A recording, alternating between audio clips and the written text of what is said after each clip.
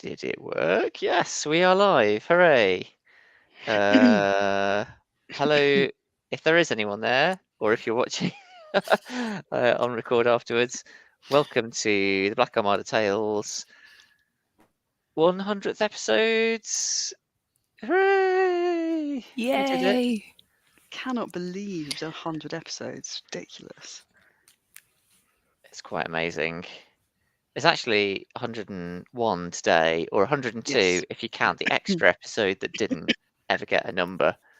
So we're 2 weeks late, arguably. More than What was the extra? Yeah. Yeah. Oh, Yeah. like the very, very first thing we did, which I think was Apocalypse Keys, I didn't.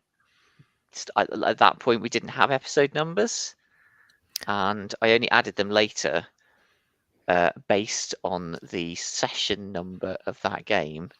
And there was session 0, which never got any numbers. So actually, that might be even. I think there were 2 session 0 parts, so that it might even be 2 extra. I'm worried episodes. you're spoiling the magic. I'm ruining it. I'm sorry. I do. I feel like a fraud. Episode 0 and episode -1. Yeah. Yeah, if they're -1 and 0, then it's still 100 episodes because that's how numbers work, right? Now, am I right in thinking that the three of you have been present for literally everyone? Josh and I definitely have. I'm not sure about Sue. I've lost. Don't even know. I I feel like I have. I think you have. I can't think of any that I've missed. Nick, you've Herculean effort. only missed like Yeah, you've only missed 2, haven't you? 2 of the little interlude games, yes. Yeah. Great Snake Off and You missed a classic, my friend. so I heard. Ooh. A message Yeah, just popped up in the private chat. there are people in the comments. It's exciting. I can't see the comments because I'm only in the thing. But Ed's backstage and you should let him on. Oh God, there's 2 people backstage. Good job you said that. I'm been very waiting. good at this. They don't even know. How do I make them go through though? Add to stage. There we go. Yeah! Oh, Yeah! He's back. The gang is almost all here. Very exciting. All the people we're getting tonight, though. Yeah, I think that's Wow, everybody it's good to except see your faces. Liz can't make it sadly, but here we all are. How are we doing? Sorry, I've Well, been Good. quite. Josh has been running off to hospital and doctors to see if he's broken his hand. He hasn't. That is accurate. punching bricks again, eh? Pretty much. Punching 12-year-olds, I guess, arguably. No, you can't say that on a Same live thing. field in a live stream without lots of qualifiers, Josh. Well, really, I got punched by a 12-year-old would be more accurate to That's say. so much better. They ran into your fist. So they deserved it. They basically punched me in the hand. I don't know if you can see that. Can you see how that's bruised or not really? The Not blue really. light of the computer is kind of Ruining it. See a little diminishing it. tiny 12-year-old's face They didn't use their I was face. just trying imprinted on your hand. to grab this kid's wrist, and he I mean, I didn't see what happened, but I think Can he you must have punched me clarify in the for the thumb. people listening that this is because you were at a family mixed martial arts class? Do you have to clarify these I things? feel like you do have to clarify these things, otherwise you might get cancelled. And then, James is right. Cancelled, then arrested. Anyone who doesn't know that we do mixed martial arts in this family is clearly not a true fan. Well, this is a Q&A session, so we should maybe do some Q&As. Has everyone got the document with the Q's and the A's in them? No. Yes. Wait, are the A's in the document? Yeah, the A's are great, but that'd be No, really the A's good. aren't in the document. That's a good Have you point. not done your homework, Nick? Honestly. Yeah, not again. In invisible We'll ink. just copy Sue's like normal. Yeah. Fair. We've been asked quite a lot of questions. Like initially, I was like, "Oh no, nobody's going to ask any questions." But then suddenly we went straight from desert to deluge. So Did you say that there are people watching live right now? Because if there are, then maybe Yes, we should there give them are. let's give them a shout out if they've got their names there. Well, I was about to, and then you spoiled it by saying Oh you couldn't God, see them. I'm just the worst. We've got Gil. We can Gil edit is that here. out. Gil's here. Yes. Hi, Hello, Gil. Gil. Hello, Gil. Seeds34, which is a name that rings a bell, but I can't quite connect to who that might be. I think if I'm right, it's Thomas. I think. Seeds34, let us know. Am I right about that? I think it's Thomas. I'll now sit here and wait for Seeds34 to reply. I'm very pleased you're here, Seeds34, whether you're Thomas or not, though. And also Jason Pitch. Hey, Jason. Who I think Hi, is Jason. now our first 100% attendee at these Q&As. Yes, you're right. Seeds34 is Thomas. Is Gil my angel investor for Twigos? I think that may be true. Well, let's talk. Let's just assume that it is true, and if he doesn't say anything, then he's now I've got committed. the funding. I'm Yep, covered. Exactly. Yeah, he says, yep, let's get that started. Nice. Confirmed. Off to the races. Nice. Sweet. Twigos is go. I have no idea how to manage the fact that we've got all these questions, so I think we should kind of semi-work through them, but also people should just grab ones that they particularly are excited to answer, and yeah, we'll see how far we get. Does that sound okay? I'll answer all the game design ones. Yeah, I don't I might do not focus on the ones that are all kind of Black Armada design focus, because that's kind of more about us as Black Armada than Black Armada Tales, at least initially. I think we should have questions that are about, us collectively. So let's see. Pick a question then, Josh. It is.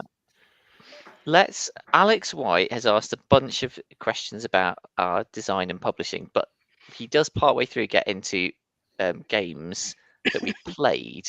So we have favorite game that almost nobody has heard of. I'm going to read all of these, and then we can pick the ones we like. Favorite game almost no one's heard of. Heartbreaker game you would love to create, but funniest game, scariest game, most heartbreaking game. Yeah. I've got one for the game I'd most love to create. Yeah, me too. Well, go for it. Okay, well, it's a bit of a white whale for both of us, Josh, I think. But I was a huge fan of the Neverwhere TV show in the 1990s when it first came out on BBC. Absolutely loved it, completely transfixed by it. And then some years later, a really, really good friend of ours called John Pam, shout out to you if you're out there, John, ran a sort of like a LARP across London inspired by Neverwhere.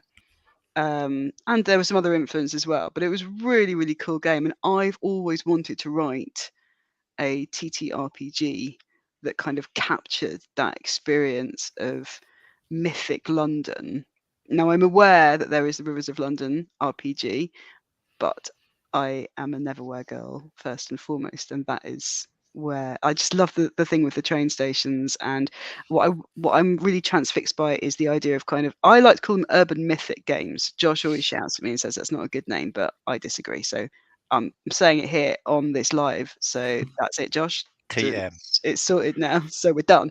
But urban mythic games. So things like Simon R. Green's Nightside, something from the Nightside novels, or Neverwhere, where you're taking, and I suppose Rivers of London, Ben Aranovich, where you're taking something like a river or a tube station and kind of turning it into a kind of a modern god type. I love that stuff.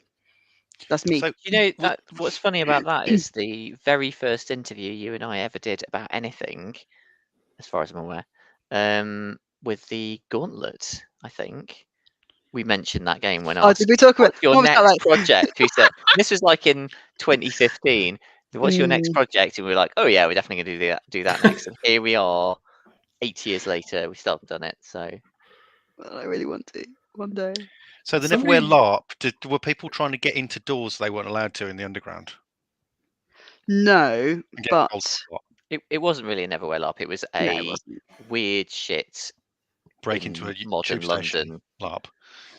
I think we had Egyptian gods. I think Becky was an Egyptian god. I was King Arthur Reborn or something. Yeah, but I was also like the Spirit of Southwark Bridge or something like that. Yeah, that's so right. there was that kind of slightly Neverwhere-ish And bit you were to it. roaming around London. Bits of it, because we all lived in Were you London back dressed then. as a Sphinx or something? We were wandering No, around Southwark Bridge. no, but I remember I think the finale was done in the Shunt Lounge. I don't know Yeah. if anybody listening to this ever remembers the Shunt Lounge, but it was a club in the arches of one of the tube stations, and you could only get into it through a very unassuming door that had no like posters or anything outside. It was just a door in underground in Vauxhall Station, and you would just see people queuing up at this completely ordinary looking No, door. not Vauxhall, London Was Bridge. it Vauxhall? Was it London Bridge Station? Oh, sorry. And then they open the door, and then you go through these kind of this room or this corridor, which was kind of, I think it was like lined in green baize or something, and had lots of wooden panels. And then you were suddenly under the arches, and they would have like art installations, and it was a club as well, and it was just a super cool atmospheric place. And that's where he ran the finale to the whole thing, and it was chef's kiss. It was good. I mean, what was Chef's Kiss good about it was basically the fact it was in the Shunt Lounge, but it was excellent. I enjoyed that. I've never all played in the club before. I don't think the Shunt Lounge is still there anymore. I'm going to Google that right now because I am quite interested. There definitely ought to be cool stuff in railway arches around London. Oh yeah. Oh, it does look like it might still exist. It was past tense. Sad times. I thought it was just illegal London gangster geezers that cut and shut cars in underground arches and things. I like the idea that it's closed down and reopened in behind a different unassuming door somewhere. Oh yeah. You got to be in the know. It just felt so Alice in Wonderlandy. I loved it. It was brilliant, and it did. I mean, it did just look like it wasn't just an unassuming door. It was kind of like the kind of door you'd pass by and think, "Oh, if I open that, there'll just be some electrical stuff behind it, or a broom cupboard, or something like that." And Nick, what was your would wish to design? So instead of that, does anyone remember Tech Noir? The game Tech Noir? Yes, I do. Yeah. Like an indie cyberpunk thing. Logan Bonner, maybe? Some years ago that appeared and then disappeared. There was originally supposed to be a kind of cyberpunky magic supplement to that called Hex Noir. Oh, wow. And I got paid to write an entire supplement for Hex Noir. I mean, it's not long. These things are very short. Set in the London Underground. Jeremy Keller. Thank you, Jason. Jeremy Keller. Not Logan Bonner. I got paid to write an entire London Underground setting for that. And it was an absolute blast, and I loved doing it. And I was paid, and it all went beautifully smoothly, and it's never appeared. So no. What? It exists on my hard drive. Well, we should play it then. Yeah, you don't have the right to publish it, I'm guessing. I don't. No, I don't. I could probably speak to the guy who paid me. It wasn't Jeremy Keller, and see what we could do about it. But you know, the London weird magical shit in the London Underground. Here for it. It's a whole genre of its own. Yeah. Just got another question appear on Facebook, so I'm adding it to the coming in live. Yeah. This is a real test of my ability to juggle multiple things at a time, and I'm failing it. Has anyone got a funniest or scariest game? Funniest, scariest, or most heartbreaking? Oh, do you remember, Becky, a game we played with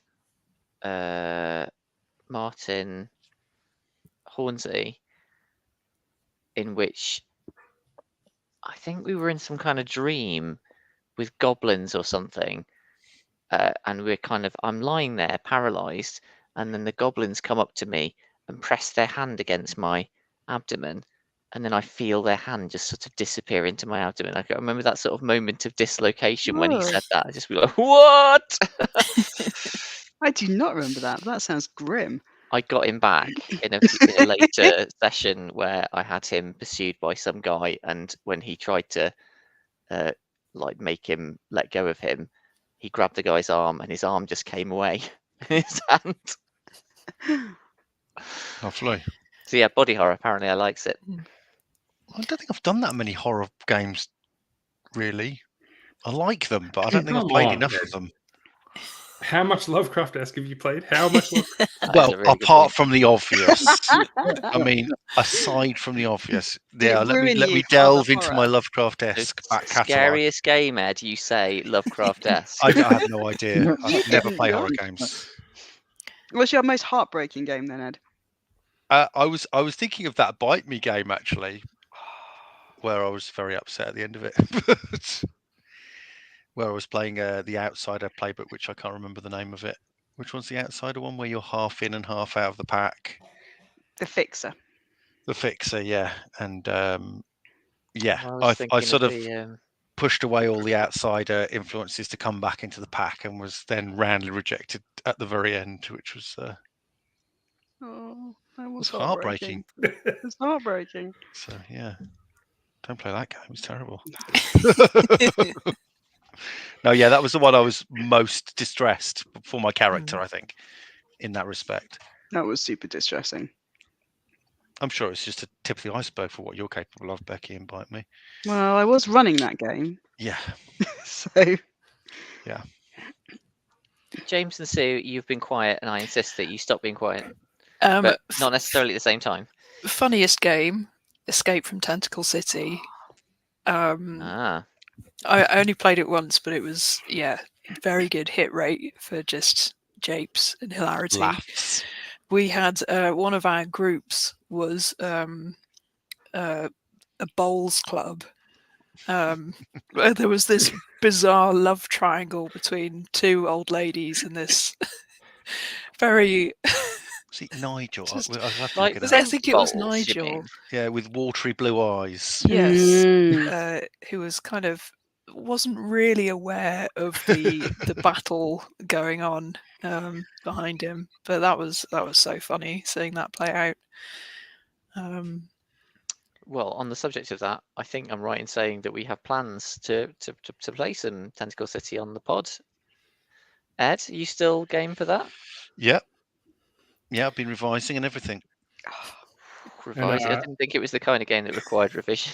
You can test me. Ask me any question about Tentacle Cities. Ask me anything about tentacles you need to know, and I've got it covered. I've got my phone just in case. The next game coming from Black Armada Games is, of course, a Neverwhere game, right? Yeah, you heard it here first, guys. No, it Actually, isn't. City, Neverwhere.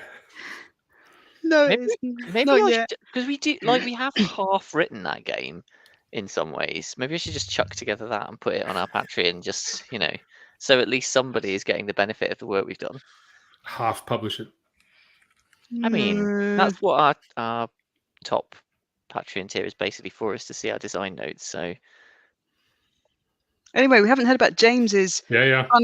funniest, or most heartbreaking, or scariest game. all at once. I haven't got a good answer to that because I don't feel emotions. So I'll answer the previous question instead. On the design front, in my capacity as a person who's never published anything. So about the time that Josh was working out Flotsam, I was playing much less successfully with some of the same ideas. Really? To do. I remember briefly discussing this with you. I remember this. Yeah. Starting from a Hillfolk, Robin Laws's Hillfolk base, and drifting that in a GM-less direction, and trying to do that with a kind of Baroque space opera June Hammer 40,000 setting. And did I rope you in for playtest on that? I playtested that with you. Yeah. And I had some fun times, but ultimately gave up on that. Partly because Hillfolk's got a lot of interesting ideas, but I mean, Careful, James. It worked for me, but that is partly because I never actually played it as written, so I can't entirely blame Robin Laws there. Although I understand Robin Laws doesn't use half the rules when he plays it either. Mentions so. So partly, I'm not. I think that the Flotsam and the broader outside belonging is a better base for doing that kind of thing. And partly, I gave up because I realised that when you say June Hammer 40,000 setting to people, what they take from that is I'm engaged in Machiavellian politicking and I would cheerfully murder any of the other player characters. And the problem is when you apply that to Hillfolk or anything like it, the game collapses because you can't do PvP with scene framing if you're just trying to kill the other characters. It doesn't work. Damn it, we tried, James.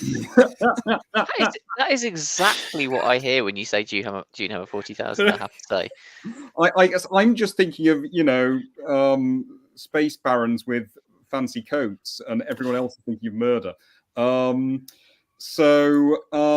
Yeah, maybe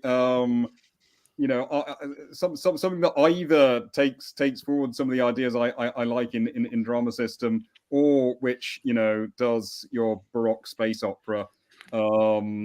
Maybe that's doable, but not using the specific direction I took. So, I mean, I'm sold. I do think there's room for more Dune Hammer 40,000 of some stripe or other. I've not played Hillfolk. What's the drama system then? Oh, it's a strange one, isn't it?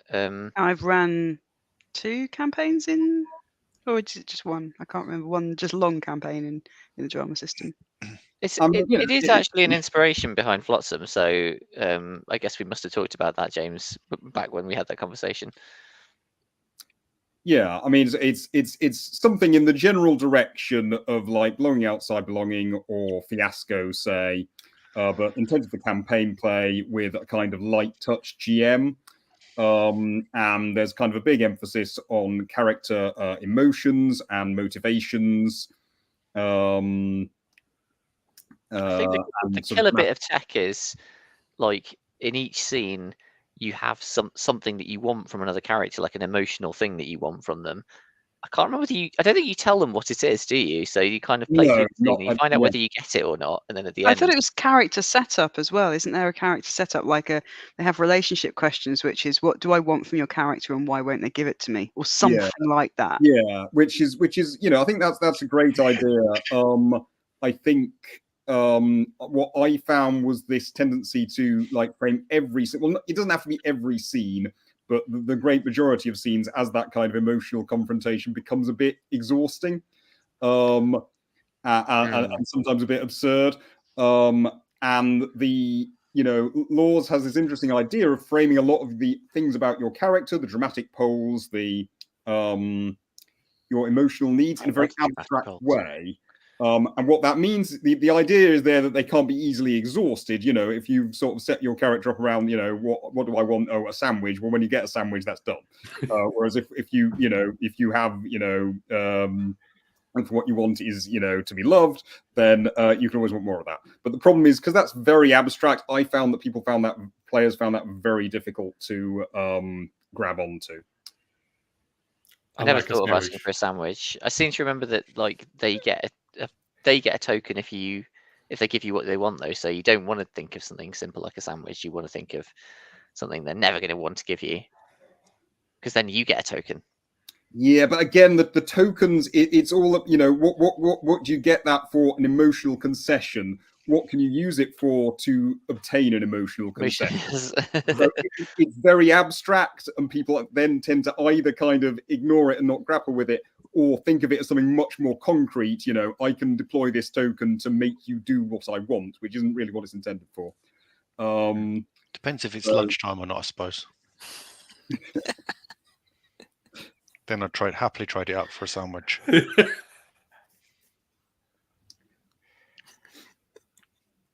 Well, then more questions. I've done this. Let's Summarize Hillfolk podcast, live stream, whatever. So yeah, that's that. So there's some good questions here from Gil, who's here and has therefore, gets some sort of priority, I guess, about the podcast. So I'm going to read his question out verbatim because it's kind of long and I don't feel like summarizing it. He says, I got the impression during the last fleet that sometimes a couple of you will catch up outside the gaming session and talk about your particular character arcs, motivations, or intentions. Do you? And then, or more generally, the question is about you each like to play in longer campaigns like this one, leaning towards pure improvisation during actual play sessions or planning ahead for some of the major story/character moments. and generally the question's about how we each like to play. So I think I know what that's referring to, and Becky and Nick, you have to answer that, therefore. Or is it Becky, Nick, and Sue, actually? Or it could be me and Dr. Roy, because I've always so checked in behind the scenes with Ed on some stuff in the past as So well. Is it Yeah. really and you, Becky? me and Sue Is have that as who well. the question is? No, to, Ed and Sue have done it too. Yeah. Sue and I have Oh. done it also. I feel left out. It's all been revealed now, Josh. Oh All these man. things happening behind your back. I think we've I mean, speaking for the whole group here, I think we've got quite a good sort of hybrid approach here where we Yeah. kind of Mm. we want to check in with each other to make sure we're not going wildly out of character for anyone.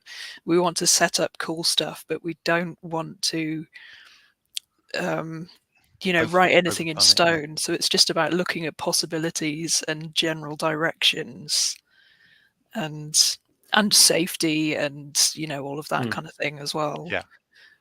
Yeah, I think because it's partly, isn't it, that we sometimes, not all the time, but sometimes sail quite close to the wind in terms of stuff we do to each other. I'm thinking of a thing that happened at the end of, or near the end of Apocalypse Keys, which I won't spoiler in case anybody listening Come to on, it was this. 70 episodes ago. I know. Like, I mean, if you haven't listened to it, you really should. But a event caused something extremely drastic to happen to one of the player characters, played by Sue, and Sue.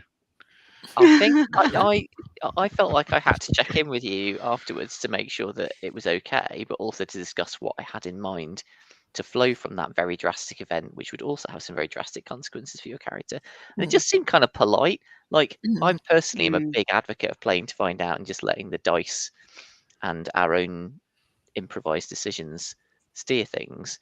But there comes a point where you kind of like, I'm about to have your character's arms and legs cut off, and then I'm going to feed you into a mince meat machine. Is that all right? Were you thinking some different kind of ending for your character there? But I think so. I've certainly had conversations. I think definitely with Sue, and I think also with Becky, where leading into an episode, we would say, "Hey, look, this is kind of what I'm thinking for Sam or whoever." Does that kind of fit with the sorts of things that you're thinking? Where are we at? And then when we've actually sat down and played, something totally different has ended up happening. Yeah. And we just, I'm over the moon to roll with that kind of stuff. Like it doesn't have to. And there are plenty of bits. So if you've listened to the last Fleet, again, no spoilers, but there's a conversation between Becky's character and mine at the end of that arc. That I think I'm right in saying, Josh, that's completely unedited and completely unplanned. We didn't discuss any of that beforehand. That's true. In the slightest. And I think Josh just spliced it in completely straight. There's nothing been cut out or moved around. So I think Sue's exactly right. I think it's both. I think it's come out of our check-in culture more than anything else.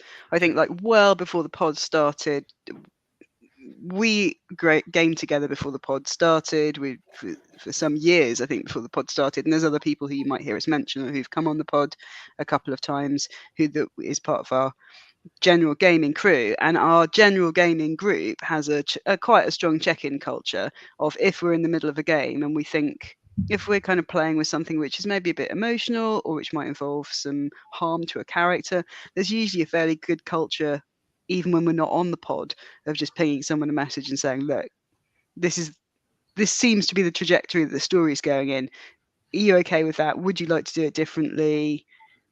And I think that any kind of slight conversations to kind of move towards directing the plot, if that happens at all, it's almost always started with this is where we're going, are you cool with that conversation more than anything else. Gil's just dropped a question in the chat, which is relevant. I think he's asked, does the fact that you're also recording a podcast affect how much you do or don't plan ahead like that? I think the answer is kind of mostly no. We pretty much play for the pod like we play. Yeah, maybe a touch more, I suppose. Just to be clear what sort of scene we might pick, just a bit more like broadly directional. But I swear, some games we don't do that at all, right? And we check in flight. But Yeah. it's just I a guess pre-check so we don't have to have that conversation while we're recording, so you don't have to then decide. Yeah, we whether want to you're make use of in or out. that time, right? Without forcing Josh to edit it all. He already has to Maybe edit we so much should. chat about snacks. Well, I'm Yes, gonna watch put this something in space. the stinger.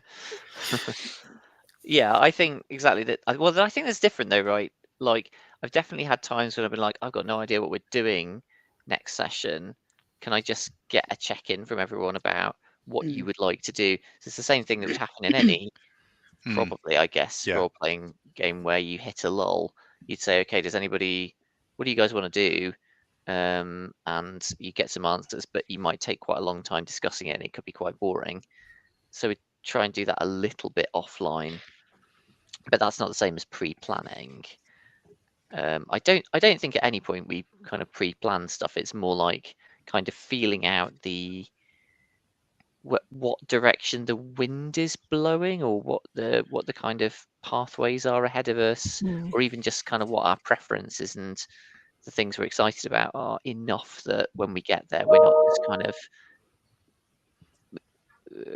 fumbling. Yeah. And interesting divergence points between what we think two characters or more might want, Like it's always interesting for me to say to somebody, here's what I'm thinking for this character, and have them say, great, well, I'm thinking the exact opposite. And so then we've got some tension that we can, see what happens, right? Yeah. If you're asking whether Dr. Roy comes up with his master plans way ahead of time, it may surprise you to find out that no, it's all on the fly. I have to say, I know it's hard to believe. I've edited out a fair bit of Ed kind of stream of consciousness, semi-planning out what his character is going to do alongside complete other scenes where nothing to do with Dr. Roy is happening. He'll just suddenly go, oh, I think maybe I need to do blah. And I'm like, why is this Thanks, here? Gil. Did something go wrong with the audio? And maybe I'm muttering to myself quietly. Maybe, I don't know. Every scene's about Dr. Roy, even if he's not in it. Exactly. Yeah. Well, that is the world true. revolves around him. So That is very Dr. Roy. The universe. attitude. Sorry, the universe. Thank you. Incidentally, Gil also asked whether there'll be a Dr. Roy spin-off podcast. And will it be called He Blinded Me with Science and Why Not? I'm not sure why he jumped to why not, but anyway. Well, yeah. I mean, I'll put that on the board. I mean, there may be discussions with producers even as we speak. So I can't reveal these things. It's a bit like a Marvel movie, If we're getting a Dr. Roy spin-off, I want to see an Azure Wings spin-off, which is just James narrating his start of session move for every episode. We've got, like, the prequel back in the Azure Wings, whatever they were called, civilization, millions of years ago. Oh man, I miss your character, James. I don't miss you, just your character. Can we jump straight to the? Can we jump straight to the Azure Wings Dr. Roy crossover episode? Just watch that. I'm intrigued. Like a mismatched buddy cop movie. Roy and There we go. Wings. Green light that. Yeah. As long as my name's first, that's fine. As long as I live inside your brain, that's fine. Yeah, that's fine too. Join the club. How many of the games did you play then, James? How many games have you played on the pod? Well, there was the Apocalypse Keys that we have just referred to, and my brain is currently Swiss cheese because not last night, but the night before, I slept terribly. What was the other thing? Rise and Fall. You were there for Rise and Fall. Oh, right? yeah, you must have been there for Rise and Fall. Yes. Yeah, and Stealing the Throne. Yep. Yes. And then just, life has been hectic. Still trying to clear extra possessions out of my shoebox-sized flat that you can see behind me. You can't see that all the other space is full of cardboard boxes, but trust me, it is. This is your opportunity to sell some of your TTRPGs. Yeah. could do Yeah. a little Yeah, auction. well, in particular, if anyone would like a mini dishwasher, it's just a countertop set. It's now kind of redundant with the dishwasher that's built into the flat. Actually, the dishwasher that's built into the flat is I thought broken. that was an avant-garde RPG you were trying to sell I've then for a changed my second. mind. I'm sticking with the mini dishwasher. Mini dishwasher, the role-playing game, could be good. Yes. Yeah, I'll put that on the back burner probably. Shall I? I've just remembered, by the way, we have a long list of questions from Graham. Now, Gents or Gents? I have actually role-played with Graham, so I'm embarrassed to say I don't know how his surname's pronounced. Is this a but God clearly- Jod question? What? Is this a God Jod GIF sort Yeah. of a question? It is Or exactly a that. geese Yes. gayish question. Well, at any rate, we have a long list of questions because I think Graham went a little bit mad and possibly read my promise to answer as many of the questions as we could as some kind of challenge. But I think Quickfire round. I'm thinking these are questions you can dip into and quite good as like stuff to do in between questions that might be a little bit more directly related to the podcast. So I invite you all to have a quick look at Graham's strange list of questions and see what leaps out at you as something you'd like to talk about now. Was that too open a thing to do? Have I made a mistake there? What's your favourite ice cream? Well, mint choc chip, taking more than obviously. you do, along with the War and Peace. Ooh. I also am a mint choc chip guy, Ed. Oh, are you? I yeah. am. Are we doing ice cream? Then? That's the Seems first like it. question. Oh, sorry. I was looking down the list because I thought I didn't. Yeah, wanna- I wasn't going to do them in order, but Okay. Well, so that was You know. that was the one that grabbed me. It was the first one. it's, So there we it's go. food related, so you know. Good call. When I was in Vienna in 2007, I think, for a conference, they had the most amazing ice creams. I think I went back to Vienna again a few years later, and the ice creams weren't quite as good. So Vienna in 2007. Doesn't matter what ice cream, they're all good. 2007 specifically. Yeah. So I this was in answer there's is something- also. I mean, they might have been good before then. I You didn't check. probably passed each other without even eating ice cream at the same time. They do There's have good something- ice creams. A little bit Azure Wings monologue about that. Yeah. When I was in Vienna in 2007. Yeah. Yes. And then going on to talk about an amazing type of ice cream which is now no longer available. Are you sure you were playing a character, James? I miss the licorice ice cream of my youth. It's probably What? revolting. But Licorice ice Yeah. cream. That does Yeah. sound distinctive. when we used to go and have like counter meals at the Distinctively pub bad. when I was 6 or something. And I remember pubs always had, back me up, Gil. Always had licorice ice cream. It was this kind of blue grey ice cream. Splat. Wow. A splat of purest ice cream. And man, I loved it. And it disappeared, and then some years later, I found a place that think did why. fancy licorice ice cream that had like chunks of licorice in it, and it's just not the same. Blimey. I would definitely try licorice ice cream, I but would my try it, yeah. instinct is bad. This is the same as it. So I went to either Brussels or Luxembourg when I did an European Union related job back in the Is day. this salt? You're going to mention the salty version. The salty version of Licorice.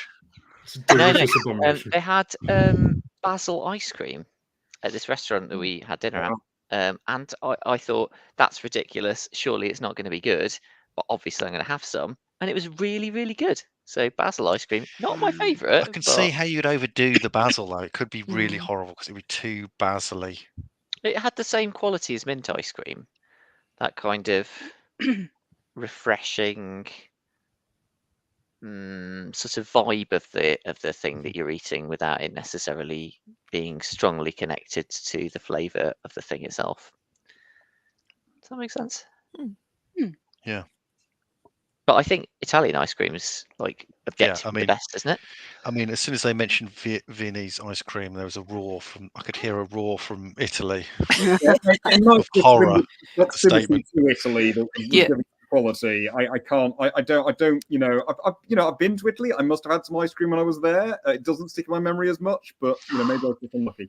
We're going to get letters now. Yeah, I have been to Letters. Italy, and the ice cream's always amazing. So from my memory, all the ice cream places in Vienna were Italian ice cream places. well, They just happened to be in Vienna. Didn't have much of a conversation with the prize. Well done, so you got out of that one. That might, yeah. that was smooth. Yeah. Well done. Saved. Right, excellent. That's good. We'll come back to those questions, but let's now go. It was an abomination, Nick, apparently. Yes. We can imagine that's the true. licorice ice cream, one assumes. Yeah, not this just is random Gil colour. failing to back me up. Thanks, Gil. Oh no, you can't even Good job, rely Gil. on him anymore. Why is Gil said dwarven kitchen hands? Did I miss something? That was in reference to the tabletop dishwasher, I think. Ah, nice. Yes. See, anything could be a role-playing game. I'm not going there. So there's one more question from Gil, which I think is worth doing straight after the other one, which is what sort of mechanics, themes, or settings do you find irresistible as a gamer or GM, or are you drawn to different types of games when GMing versus playing as a character? So, Go. I'm just going to say the word heist, and Yeah. then we can move on. We Yep. were all expecting you to say it. Drop the mic. Yeah. Heist in space, surely. Even better. Heist anywhere. Heist with a hat. Heist without a hat. That's a great game. I think for me it kind of depends. If I'm playing at a convention and it's just one-shot stuff, I love any dumb stuff. I'm just straight there. I love it. So, and like action movie world, it's always a winner. Tentacle City, Gladiators, anything that's just where you can be silly. I just can't really say no to that. Yeah, when it's one shot and you don't have to worry about your character too much, you can kill them off quite quickly in amusing ways is always fun. I think I agree with that. I'll say that I think like mechanic, my favourite mechanic is probably questions.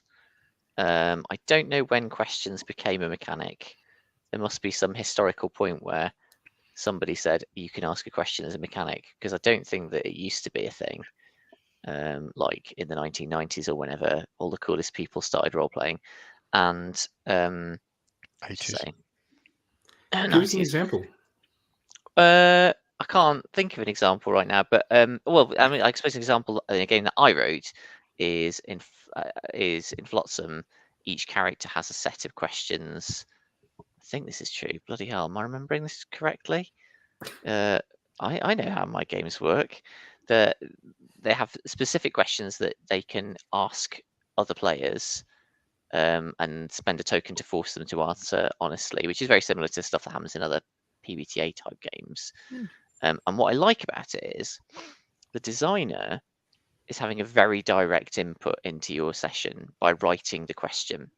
The person who chooses to ask the question and who they ask it to and in what context is having a very direct input into the situation by making those choices. And the person who answers the question is having a very powerful input into the situation by giving the specific answer that they give.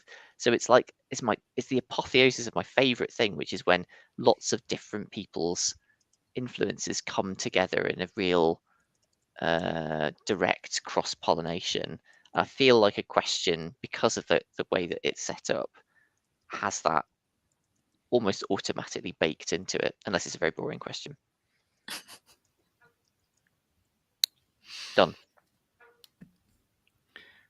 I think it's fair to say that for at least two of us here, if we're talking about like settings, anything that's on a generation ship or is kind of gonzo space opera, or certainly for me, I'm a sucker for those kinds of things.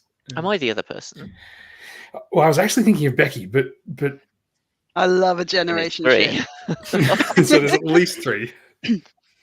Ed has very specific ideas about what makes science fiction and what doesn't. So No, I debunk those. Well, which is why Sort I'm of, now I mean. which is why I'm now his lawyer of choice. Yeah. In all future problems. Yeah. Any sci-fi legal problems that I ever face in the future, Boom. I'm phoning you up.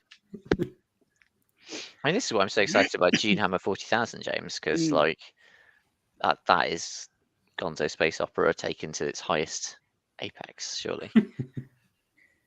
Yeah. I mean, that as I say, is a thing I keep meaning to come back to. I don't know. I mean, it's one of those things where you think, well, how much the appeal for me is visual, and what the thing about role-playing games are an audio medium, right? I mean, you can make exceptions to that, but I tend to think that things that are very, and this was like the problem I had with, I had a number of problems with Mouse Guard, but I tried to, do a Mouse Guard thing with Fate, and just felt that one of the problems is like that whole idea of, your adorable little mice is so much a visual thing.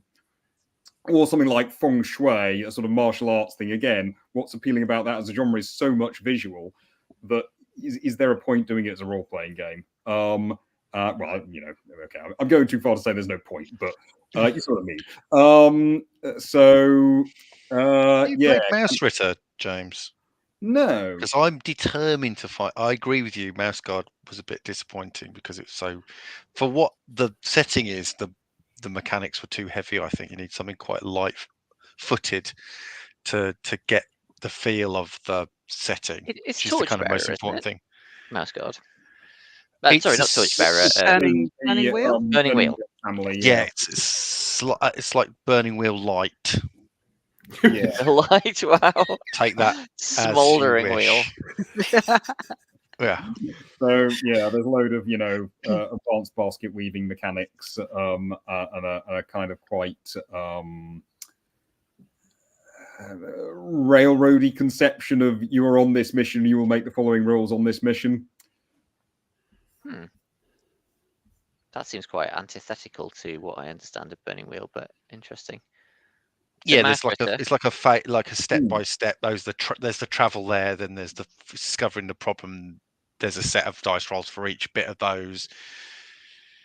So it's very stuck in which when you're like an adventurous mouse, you don't want to feel constrained by dice mechanics too much. I don't think. As a game designer who does sword waving and daring do.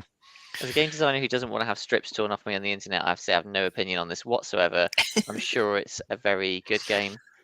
It's a very beautiful game. It's a lovely rule book. What the art, the book. I got the box set with all the nice dice and the pad and What's what about Mouse Ritter then? What's the difference with Mouse Ritter? Well, Mouse Ritter is just a very lightweight sort of into the odd style kind of OSR-ish kind of game.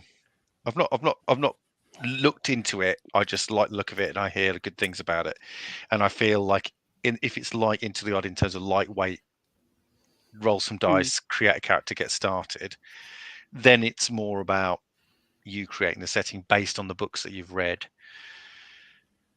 What about the Warren? I feel like my vision of what should happen to mice if they go and have adventures is much more like the Warren. You fucking die, and I think it could have that. It should have that element of which is kind of why maybe there's an OSR kind of fits a bit better because it's that sort of fatal.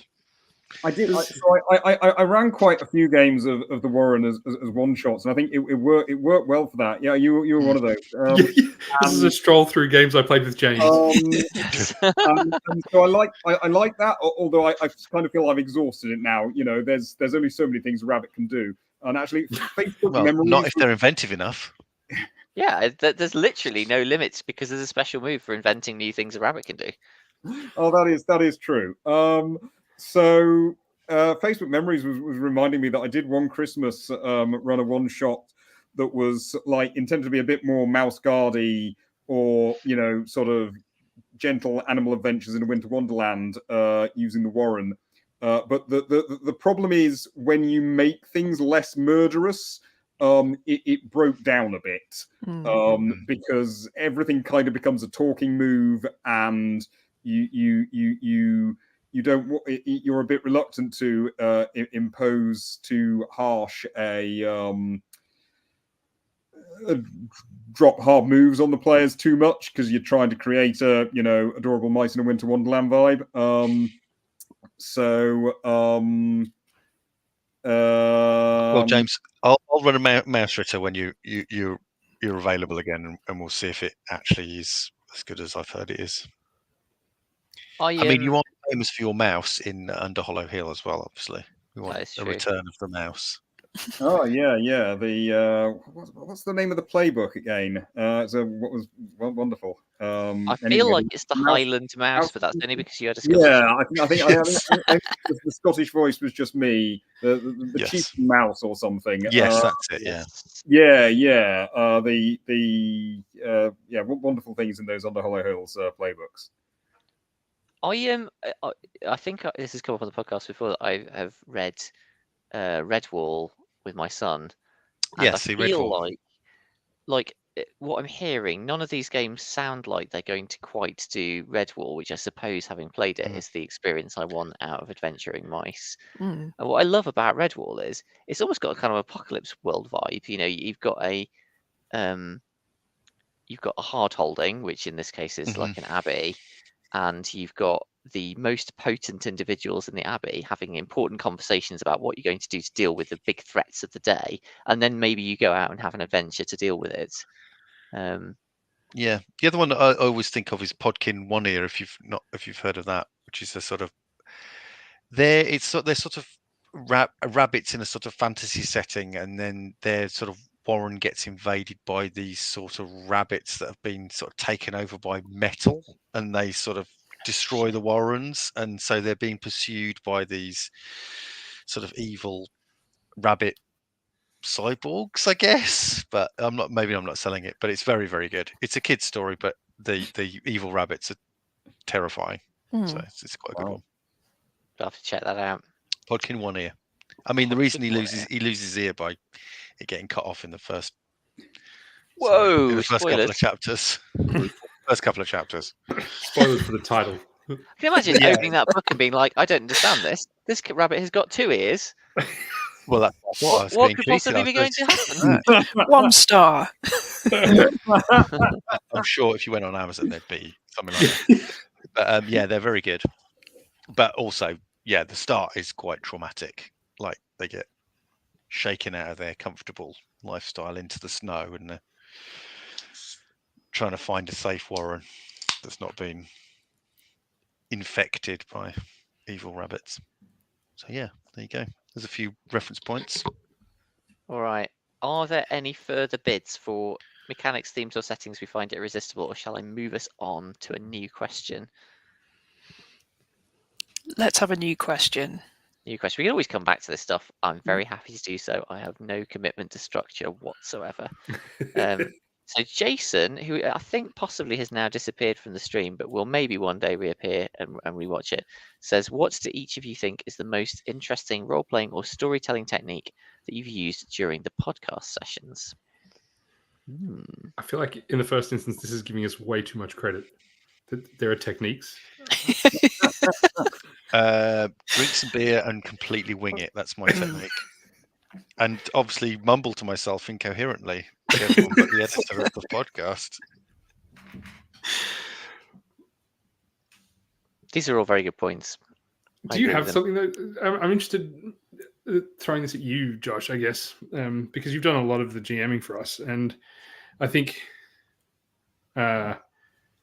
maybe as the GM you might be thinking the layer of story perhaps slightly more than the rest of us, but also you're maybe watching us deploy techniques that we don't notice we're doing because we're furiously paddling just trying to keep up. Yeah. So I kind of like what Ed said. I am mostly in the moment just reacting to what's going on. I'm not thinking too hard about role-playing techniques. I'm just sort of paying close attention to the current situation, and with this sort of back pocket, overstuffed back pocket full of things that I could draw on that I remember from previous sessions, and just grab what seems right to me. And I don't know. I mean, you guys are always using techniques, but it's very hard to boil them down. I think I've mentioned before, Nick, your kind of what I call your thinking out loud technique. which I really like, and have started to steal now. I don't know if anyone's noticed, but I'm more and more doing a thing you do, which is to kind of say what the undercurrent of a conversation is, or what the person seems to be implying or thinking, or something like that, and just make it explicit. And I think that's really helpful for taking a situation where there isn't really anything going on. It might just be a kind of look somebody's giving another character, but you know, for story purposes, we want to know what it meant, so we just say, I like that. Yeah, and for the record, I had absolutely no idea I was doing that until Josh pointed it out. So, like, it wasn't a conscious thing that I was thinking. I think the closest I came to thinking what I was actually thinking when I was doing that was, I don't entirely understand what this character is doing, and so I'm going to talk through what I think this character is thinking to help me understand. And I hadn't really thought about how that might be useful for the other people. I was just trying to help myself understand, I think. Yeah, it reminds me of Sorry, go ahead, Sorry. Becky. I was going to say, I find it hugely useful. And I was going to say that there's a particular, I don't want to spoiler anybody for Last Fleet, but there's a particular conversation in the shuttle between Hellcat and Sam, where a lot of the things that Hellcat says in that conversation, I had calculated them, gleaned from that musing that you do. I had calculated them for max impact based on where I thought your character was at because of those things that you'd said.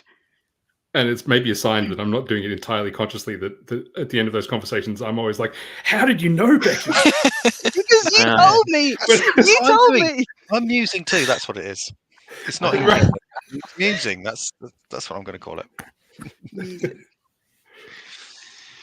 I guess. I'm sorry. No, you go, James. I'm just saying, I'm afraid I'm going to bail out at this juncture. As I mentioned before, I slept for about 1 hour the night before last, and the brain's still full of Swiss cheese. So I really, and things to do, gonna make a big effort to wrap up early this evening to return myself to being something like human tomorrow. We'll let you know if there's any. Yeah, we'll let you know if there's any big offers on that dishwasher. Yeah. Oh yeah. It was about 300 to buy, and didn't prove it was. You can only really fit 1 day's worth of dishwashing in it, so it was always a bit marginally. You're not a natural salesman, I That's think. perfect. James. Maybe you should let us. It's the exact right size for 1 day's worth of dishes. That's perfect. Yeah, it can fit anywhere in any size kitchen. It's doesn't need perfect to for be anyone. plumbed in, so you can always be taking a hose in and out of the sink in an inconvenient way. Down with crashing around. Yeah.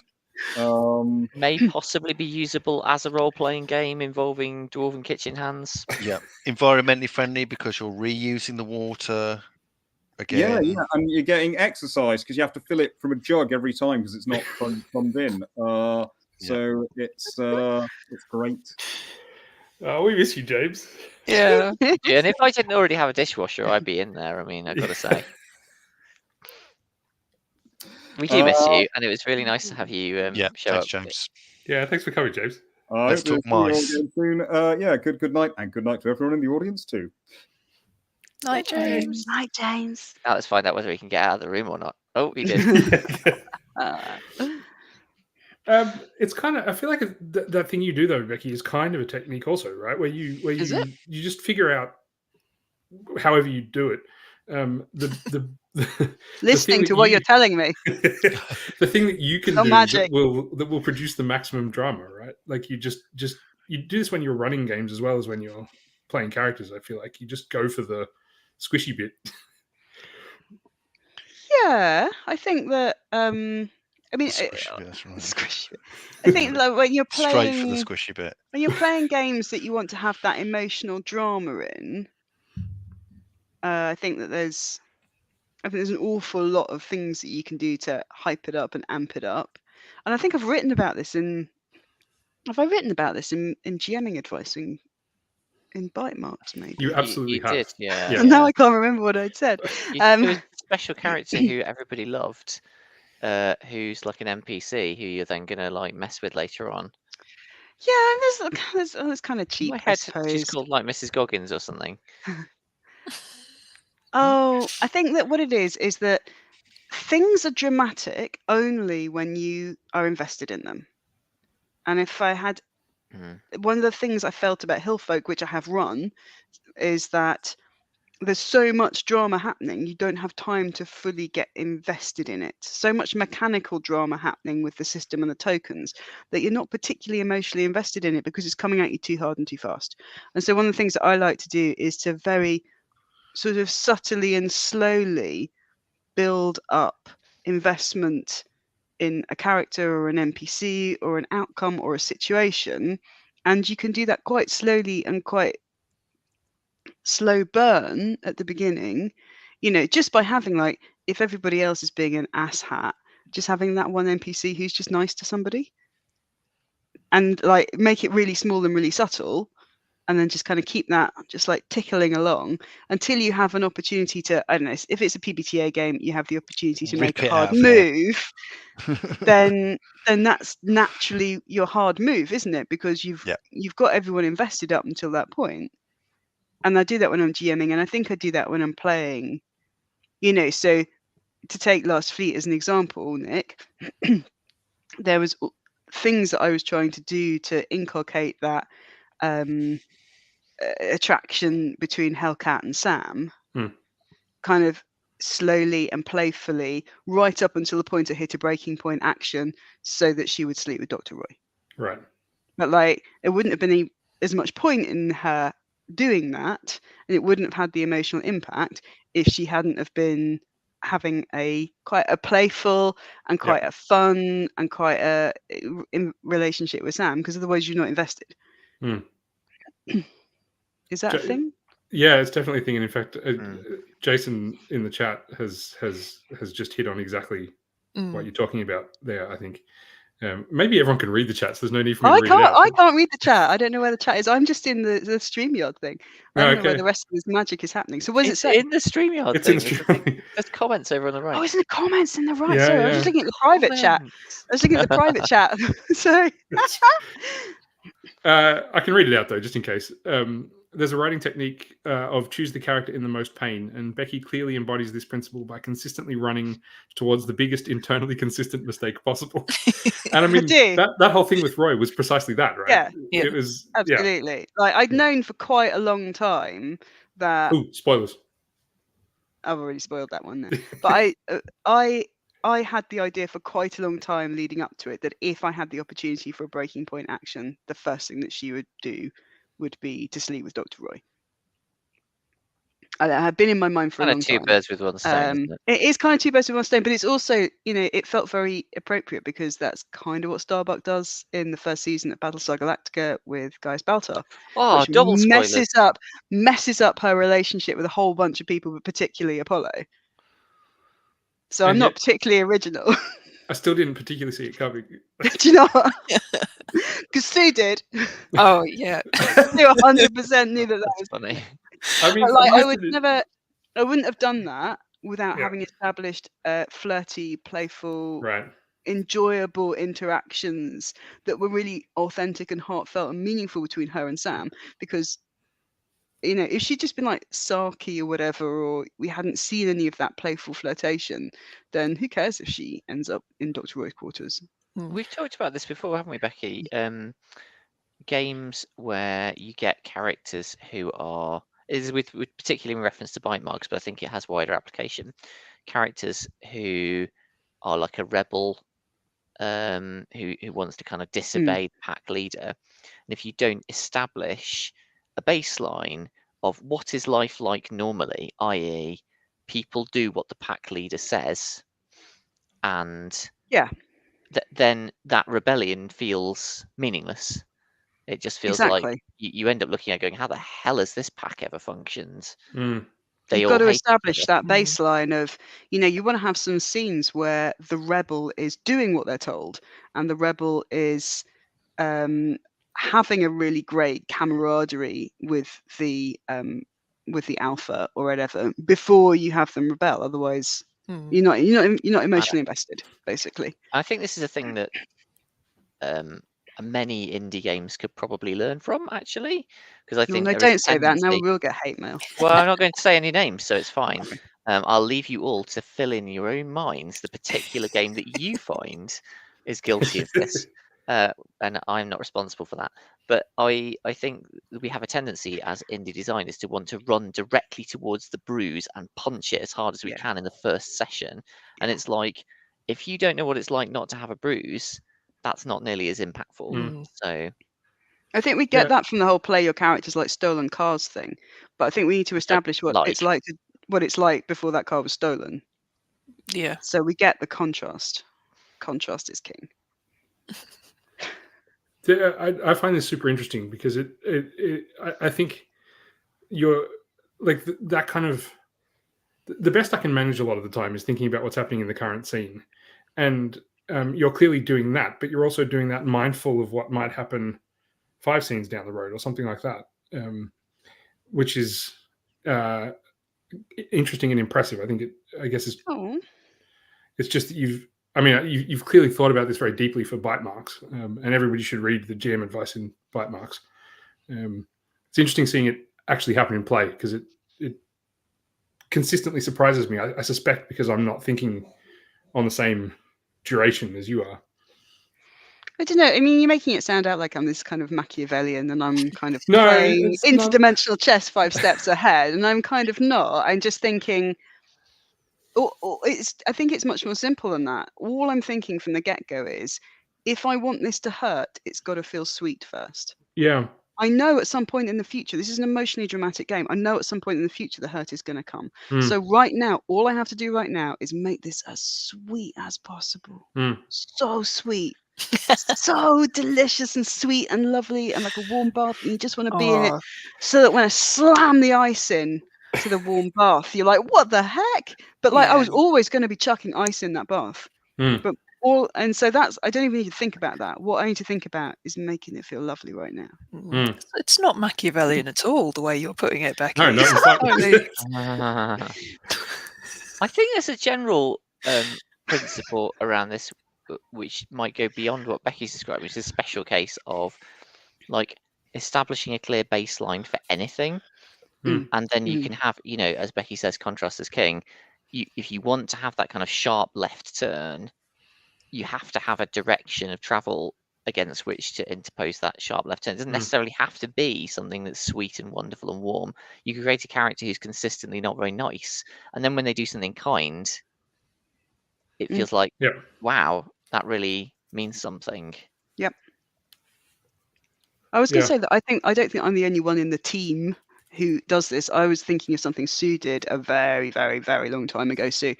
Pre-pod, so I'm not spoiling anybody for anything. But I ran a game of Monster Hearts with Sue and Josh and a couple of people who aren't here. And there was a point in that game where I think I had the opportunity to make a hard move. Somebody was stared into the abyss and it had gone horribly wrong, and I gifted Sue the opportunity of identifying who the big bad was. Do you remember that? Yes. And I remember that we had already established that in this game, the parents of Sue's character were pretty awful people. I won't go into too many details because parental abuse is not something I will particularly want to linger on, but they were pretty awful people, but in quite a mundane, human way. And then the person who stared into the abyss was looking for who is the big bad controlling this situation, and I invited Sue to describe her father, kind of. And I remember that you just kind of like grabbed that opportunity with 2 hands and bit down on its neck, and in an entirely appropriate way. So I think that we all kind of have that innate sense of where's the drama best. So, but you could have completely batted that back to me, Sue. Like when I remember when I asked you that question, I did leave it open to you to choose how it was going to go. I think I did really appreciate that that invitation. I don't think I'd really experienced that from a GM before, but to just to have them go, describe this person, and I remember thinking at the time, like, wow, I've got so much power for a second. This is exciting. But you deployed it pitch perfect for the drama. Well, thank you. It was a very good game. It was exhilarating. Okay. Unless anyone would like to talk about a different role-playing or storytelling technique. No. Shall we answer Jason's second question, which I like, is what new role-playing game design trends or ideas excite you the most? Can somebody give me a rundown of the new exciting trends in role-playing? Well, Nick was on a panel last weekend talking about the new indie hotness. So he's our man on the ground. Primed. Oh. Am I though? Well, I mean, I can. So, I guess I can. I can just say the thing I said then. Sue's out. Doesn't want to hear this. Very wise. I think there's what I think I'm seeing is a lot of kind of discussion amongst designers, but also players and actual players and all that kind of stuff about how to teach people to play a game, distinct from teaching people how to GM a game. I think an awful lot of rule books are pitched at the GM, reasonably enough, under the assumption that the GM's the one who's going to read it. Sometimes when you're reading a GM, it just says that, right? This game needs a GM. It's probably going to be you. That's probably fair. But what can we do, either as GMs or as people who are producing podcasts or actual players or whatever, to help people learn how to be good players for the specific game that they're playing? And so I've been seeing a bunch of people chatting about that. The examples I dropped on the panel were Thomas Manuel had a series on teaching the game that ran both through the Indie RPG newsletter, which is amazing, and you should all subscribe. But also a couple of sessions so far on the Yes Indeed podcast where he actually got the designers of games come on to teach you how to play, not to teach you how to GM. And a really stunning thread on Twitter from Sydney Icarus talking through how he would introduce a new player or set of players to Blades in the Dark, a notoriously difficult game to teach straight out of the rulebook. I think it's fair to say. And this kind of, I feel like this is a trend that's in its early phases, but the thing that is maybe most interesting to me about it is how can we then go on to design our games to facilitate this kind of teaching? And there's a couple of examples I didn't mention on that panel, which I totally should have, which is, of course, there are Black Armada games that come with teaching guides that are, and this will happen in Lovecraft S2E, I believe, as well, that teach you how to play it as well as how to run it. It's GM-less, that one. But I was also thinking of Voidheart Symphony, which I only played during the playtest phase, but the opening of that game feels a little bit like a video game tutorial, which makes sense because Voidheart Symphony is inspired by a video game, but it is structured in a way to teach you the rhythms of the game as you're building your character. So you don't sit down and build a character and then play a game. You build a little bit of the character, use that little bit of the character in the game that you're about to play, which then proceeds through a phase into another phase. And then you do a bit more character creation related to that next phase. And so it's kind of leading you through the process of playing the game and the specific rhythms of that specific game. And are you thinking about that in terms of system or in terms of, I'm not even sure how to phrase it outside of system, but there are going to be kind of play conventions, ways of pointing your character at certain situations which are outside of the mechanics and outside of the numbers, but which are nevertheless. So I've never played Blades in the Dark, but I'm given to understand from Josh, who's talked about running it a lot, that a key mistake is that people try and overplan when they've got all of this system which is going to help them come up with something Yeah. on the fly for flashbacks. So you shouldn't be sitting there having massive planning sessions, but it's really hard to train players out of that. But that's not a function of the system so much as the players not approaching the, as you say, the cadence of the game in the way that optimizes it. Just before I answer that, quick correction. Thank you from Jason in the chat. Sydney is they, them, not he, him. So apologies about that, Sydney. I think both is what's interesting to me about this. Like, I want to see, and this is why I think it's interesting that we're seeing it happen on things like the Yes Indeed podcast, which is not designing a game. It's trying to help people understand how to play games that already exist. But I think it is also a game design challenge. I think it's 100% a game design challenge, and I have a bugbear about this, but I will wait until you've. No, that's it. Go now. Okay, Okay, so the hate mail is going to come at me pretty soon, but and I'm not going to name any games where I see this as a particular problem. Name them. No, well, I have named them to you, Ed. So you just visit. Can you put them in the profit chat so I can just go? Tell you, I could mime them and see if people could work them out. So a real bugbear of mine when it comes to gaming and design is that there are a lot of games, both historically but also more modern games and indie games in particular, where it is very clear that the playtesting has been done in a particular play culture, and that play culture has not been codified in the rules. And then you, as either a GM or a player, you read the rules, and it's very clear that there is some magic source missing, which is not codified.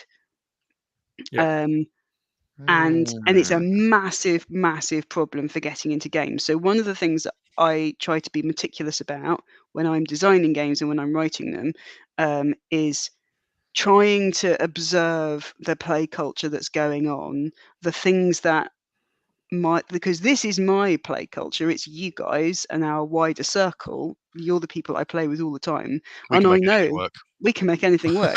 But that's not necessarily a good thing, because that means if I play test a game with you, it's going to go brilliantly, not because I've designed it well, but because you will make it work. So I need to observe what it is you're doing, and I need to write that into the guidance. And too many games, I think at the moment there's a real trend of that not happening. That's really interesting though, because you've said this to me before, and I agree with you, obviously. But at the same time, what it made me think of is, you wouldn't try to teach someone to drive a car by writing down how you do it. It's it's an action skill that has to be taught through actually doing it. You wouldn't try to teach someone to paint through writing it down. And so I'm not saying you're wrong, because I do agree 100% with what you're saying, and I also try to codify that stuff for the same reason. But there is a certain sense of, number one, it's a skill, you have to learn it in situ, and perhaps that's why so much of role playing has been kind of oral tradition in many ways. But also, it is no advice that you could give is independent of the culture that's going to receive it either. So if you said to us, hey guys, it's really, really important that you go slow in your role playing, we should not hear that message, because we're already going slow enough, and any slower would be too slow. But to say that to someone in a different role playing culture might be very valid advice. Isn't this precisely the design challenge though? Is to work out which of these things you can and how to codify some of these things, if indeed you can. I mean, I guess your contention is that for some of this you just can't. Well, this is what's so great about actual play, and why it's so great there's so much of it around, that you can actually say, hey, here's 3 videos where we do it the right way. Just go and watch them, and then you can write down, notice when so-and-so did such and such. You know what I mean? People can actually do that. They could use actual play in place of their long example quite easily. I don't know if anyone's done that.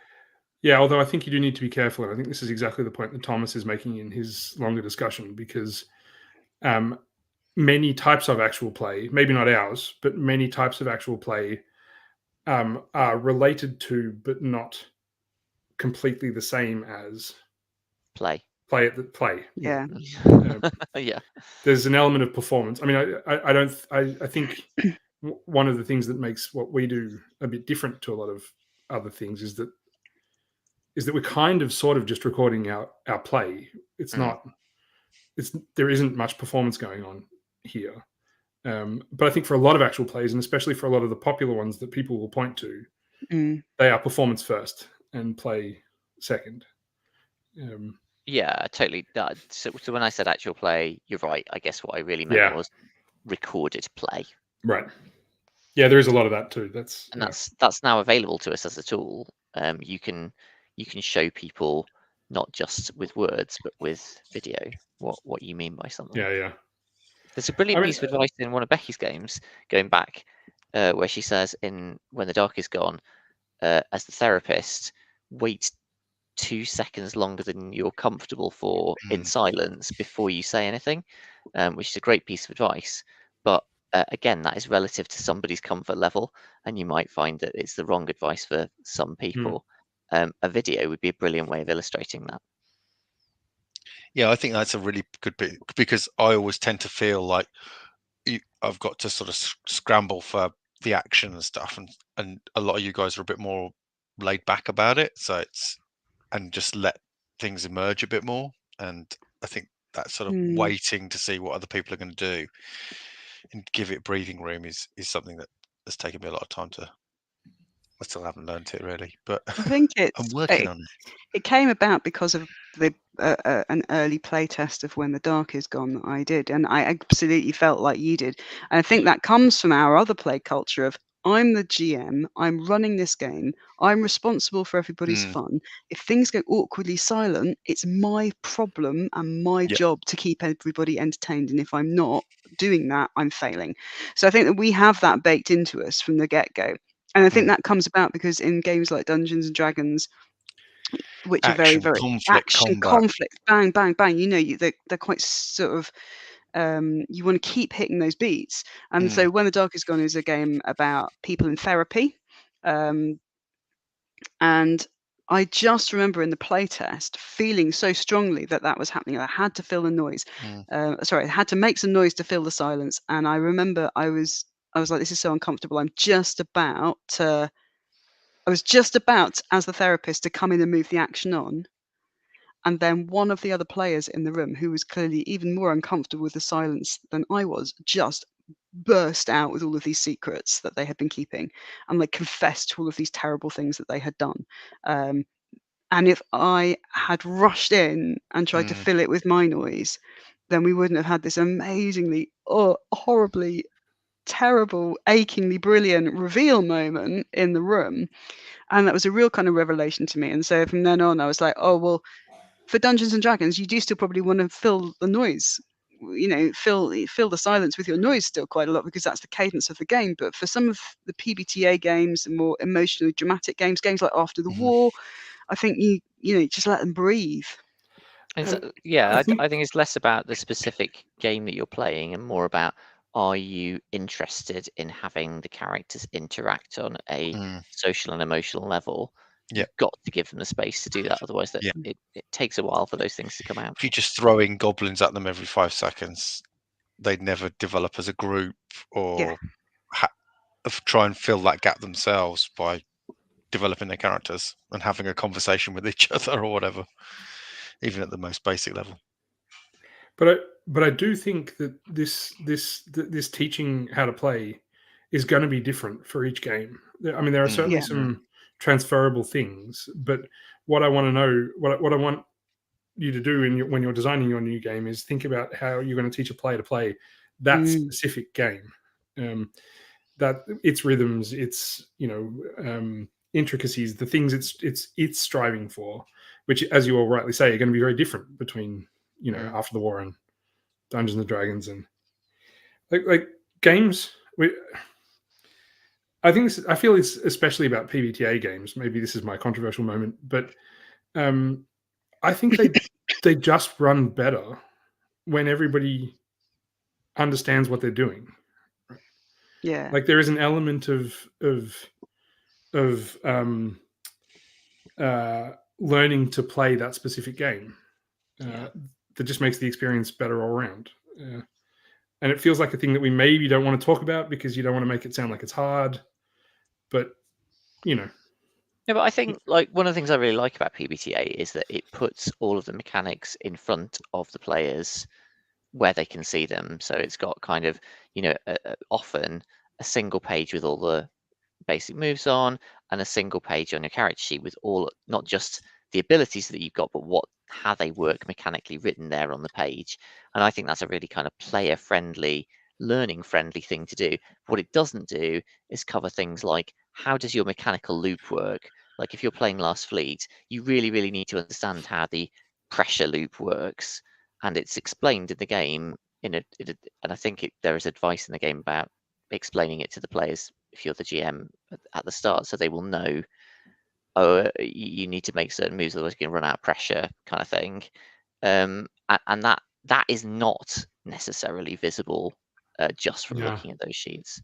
And so how could you teach that in play rather than having the GM describe it to someone is, I guess, the Josh, didn't you do a thing where you were literally drawing out that loop so people could see visually how the loop was supposed to work? Not just but didn't you do it for like Kagamatsu or something? I remember. I did do it for Kagamatsu, which was very fun. I did a giant flow chart for that, which was interesting. And I did it for Flotsam. That was the game you're thinking of, I think. There's a flow chart which shows how that works. But yeah, I agree that is really interesting. The other thing I thought was really interesting, what you said about creating characters and in play, is that one of the things I personally find difficult when creating a character is I kind of don't like the decisions I'm making in character generation aren't that interesting in isolation. You know, what cool ability you're going to give your character is not that interesting until you start to see your character in a dynamic situation with the other characters, and then it's like you're trying to understand, well, what niche am I going to fulfill in this game? And you don't know that when you're in character gen. So I really love the idea that you play a bit, you design your character a bit, and by the end of maybe a session or two of playing, you finally lock down your character enough because you understand how they fit in. This, I think, was some of the genius of Sydney's thread about introducing Blades in the Dark, because I think they explicitly talked about working through character generation while you are playing, not up front, for exactly this reason, right? Like there's a bunch of mechanical concepts that I don't want to introduce to you straight out the gate because you're just going to get bogged down and you'll forget them and it's confusing and all the rest of it. So let's not. But the consequence of that is that you can't make a decision about which special ability to choose because you don't know what these terms mean. So let's wait until the moment comes when the situation encourages you to make a choice there. Yeah, I like that approach to character generation. Anyway, especially if you're planning on playing a campaign, you're going to commit to a character for a long time, and you have to make all these big decisions, and then you get kind of lumbered with decisions that you made right at the start, which don't fit with all the other characters. It should be kind of a basic, and they do. The idea is Blades is very much like that sketch, and then you sort of shape it as you go. And I think that's really helpful because not you then sort of fit better together because you reach out your sort of character tendrils to each other, and plus you get to start playing the game. Exactly, and you get straight into it very, very quickly. I don't want to spend. I mean, there is a certain fun in the character gen bit, but I really like to get straight into role playing if I can. I think we should have a quick break. I don't know how to use this thing, so I don't know what button I need to press to make like lift music play or something, which would be the ideal thing to do. So we're just going to all have to disappear, and if anybody shows up while we're on our break, they're going to be like, "This is a rubbish live stream." Do you want to stick something in the comments to indicate that we'll be back in 5 or something, just in case? That's a great idea. I don't know whether that will work. If anyone will notice that, but I'm going to do it. We are taking a 5-minute break. Back in 5. Done. See you all in T minutes.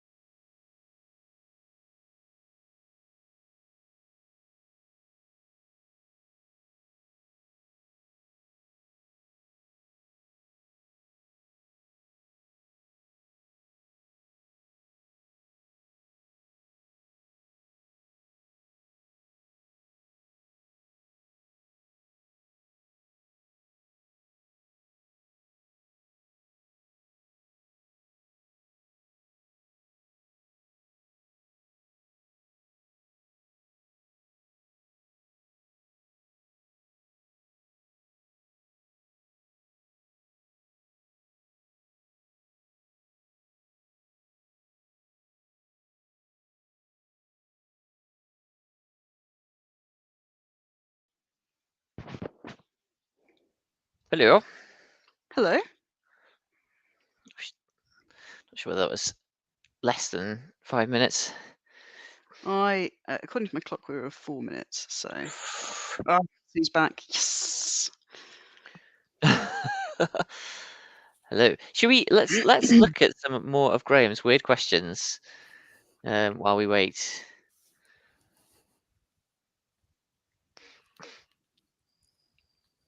Ooh. Well, I'm gonna. Well, the worst date I've been on. Ooh. Started off well. Went round a guy's house. That was my first mistake. He cooked me dinner. Had some nice wine, and then we decided to watch a movie. And he picked Requiem for a Dream, and that kind of just put this bit of a cold shower in terms of date nights, really.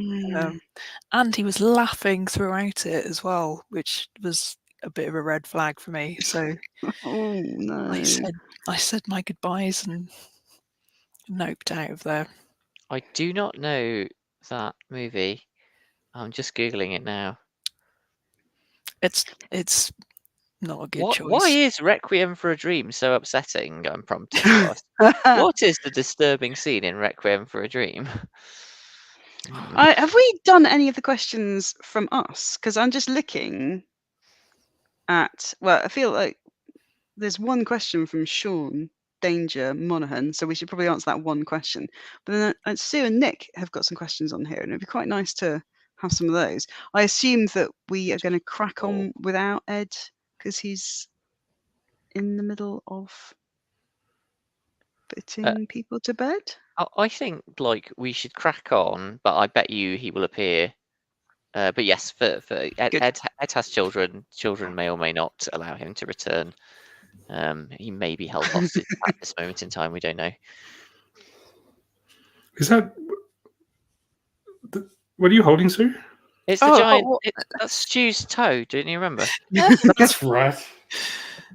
I can't get it at the right angle now. Yeah, you've ruined it. Yeah, moving it.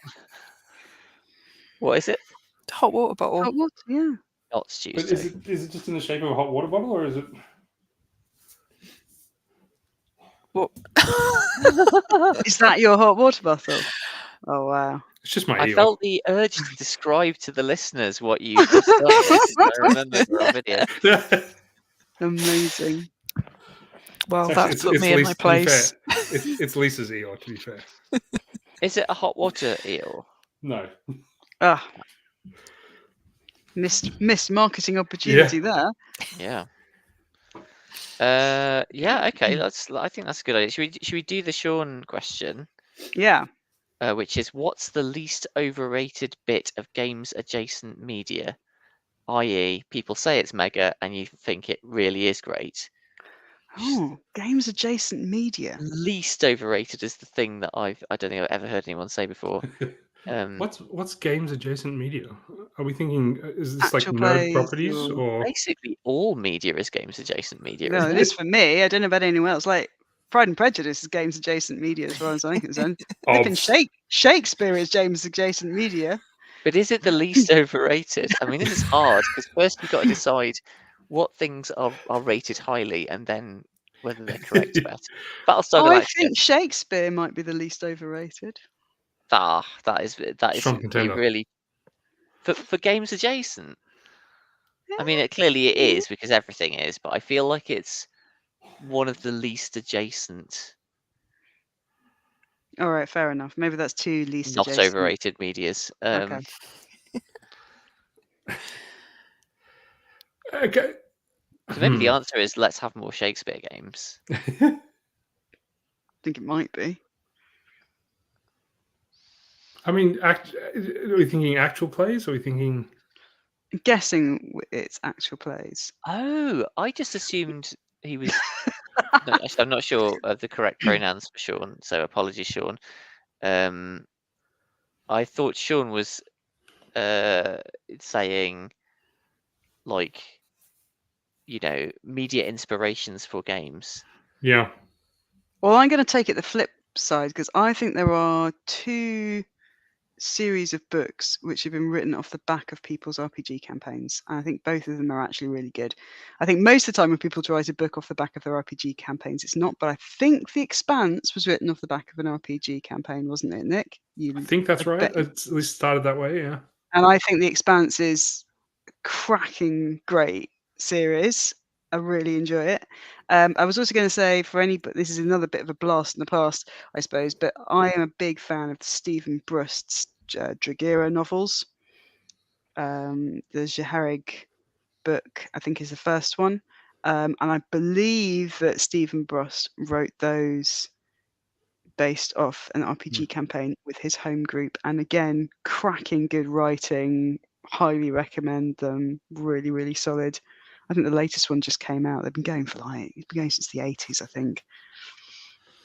Shout out to my fellow Amos fans. Oh,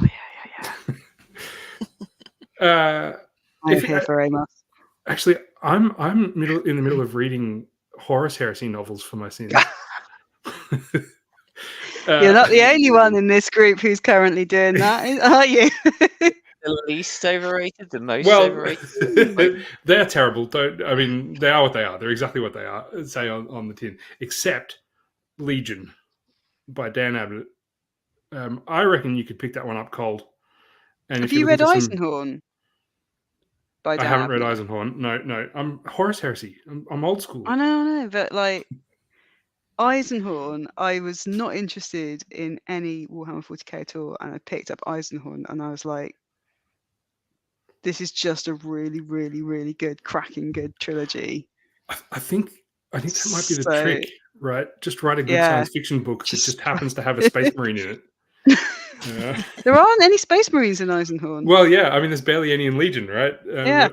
I feel like putting Space Marines in a book makes it harder for it to be good. Yes. Because they're just so kind of, it's... Yeah, and the ones that are just Space Marines are that for like 400 pages. So, yeah, don't. I wanted to ask you, actually, Nick, how many Warhammer books do you think you will have read in 2023 as a direct result of Mira? Because I've read 8 in 2023, having read none before in my entire life as a direct result of Mira saying, oh, I'm in exactly the same boat. I had never read one before. And it depends. It's either going to be 10 or 11. I don't think I'm going to squeeze another one in before the end of the year, because I'm planning on reading the 4th Wheel of Time book, which will probably take me most of the rest of the year. But if you were thinking that we were going to be talking our best APs, actually we're talking about our best games adjacent novels. I can say about that. A quick thing about an AP, if that would, in case that was what we were talking about. I do listen to a bunch of role-playing actual plays, and I know it's obvious. I mean, I guess this is the point of the question, right? Friends at the table. I think people say it's mega, and I think mostly they're right. It's a really great set of actual plays. It is completely different to what we do. It is long where we are short. It is. I mean, I'm sure there's a lot of editing that goes into it, but it doesn't. It feels like much more of you're seeing much more of the whole table, start to finish, without anything to tighten it up. But the stuff they do with world building and with character arcs, and particularly mucking around with systems, so they're really very, very good at changing up the system they're playing in order to illuminate a particular aspect of a setting or exchange between a set of characters. Like if the system they're playing is not going to do what they need it to do for this dinner party, say, they'll change the system and just play something different for the duration of that dinner party. And I love it. I like that a lot. That's really cool.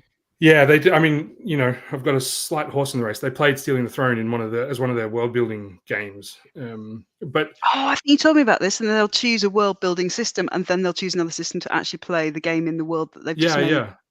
Even more so though in the last couple of arcs, but especially the last one, they played, I don't know, a dozen different little indie games to flesh out different bits of the world that they were That is subsequently so going to. cool. Yeah, Who it's among really us nice. has not played Microscope or Archipelago and shortly thereafter gone, oh, we should run a game in this, and then never done so? And then not, yeah. Yeah, so it's mega, and also I think it's pretty good. It's just not. It's very different to us. So if you don't want to sit down for 70 episode seasons with 3 hour long episodes, then it's not for you. What's their snack chat like? Important question. Yeah. I feel like their snack chat is vastly inferior. Their Sounds about right. Their fashion chat though kind of craps all over ours. Big fashion game. Ooh. So I can't compete on that. No, I don't think I'm we're. just Let's either. not even go there. We'll Jumpers just and pick ourselves up dungarees stupid. and We did have I can't remember whether it ever made it into a stinger, but you did do a lengthy Lucy and the Yak conversation. did we? I can't remember whether I looked at it and thought, this is brilliant, and it shines such a light on who Sue and Becky are, I should put it in this stinger, or whether I thought, Jesus, this is boring, it's definitely not going anywhere near the show. Could have been either. We might have missed out on a lucrative sponsorship deal there. Could have been. I believe up we to may have here made in that remark at the dungarees. time. Yeah. I believe season 4 of Sex Education is all the sponsorship they're ever going to need ever again, or the marketing they're ever going to need. Because I watched season 4 of Sex Education with Josh, and I eventually had to stop spotting Lucy and Yak products because he started to get quite annoyed with me. Is that the gaming adjacent media that Sean was thinking about, I I wonder? think probably. Sorry, Sean. Sue, any gaming adjacent media for any definition you care to think of? The question itself is kind of just turning my brain into gravy. So I think I'll just. Well, Gravy? if I can punt one to you, so you recently read a comic or a graphic novel or something that you said seemed extremely gameable. That's true. Yes. The Hard Switch by Owen Pomeroy. Owen D. Pomeroy. I've forgotten now. From Avery Hill publishers. That was great. Have you read it yet, Nick? No, it's sitting on the shelf. I haven't had a chance. Really good. It really reminded me of that. Becky, were you in that game that was like Waterworld, where we were playing sort of scavengers? I was too. Yes. Oh, were you, Nick? Oh, I'm so Yes. sorry. Nick. It's I can't remember what it was really called. got that feel, but it's in space. I mean, Yeah, I mean, I like the sound of that. yeah. This is a graphic novel. Yes. Yeah. Oh, okay. I haven't got it within reach. I've got all my graphic novels over there. Yeah, just so the fuel that is required for sort of interstellar travel is it's a non-renewable resource, and it's almost completely run out, and when it does, everyone will be stuck where they are. So there's all kinds of like big politics going on, and yeah, but but it focuses in on this little salvage crew and their sort of found family, and it's just everything that all of us like to play. I can't wait to read it. Yeah, it's really great. That sounds awesome. I'll just mention on the subject of world building, going back a few paragraphs of our conversation, Jason asks, when are we going to run Biome on the cast? I thank you, Jason, for mentioning that game. That's a game by me. It's a world building game where you create a biosphere. Unfortunately, came out in a similar time frame to Exquisite Biome, but as far as I can tell, the two games were developed entirely in parallel with each other. I don't know what Exquisite Biome's like, to be honest. Anyway, Biome. okay, cool.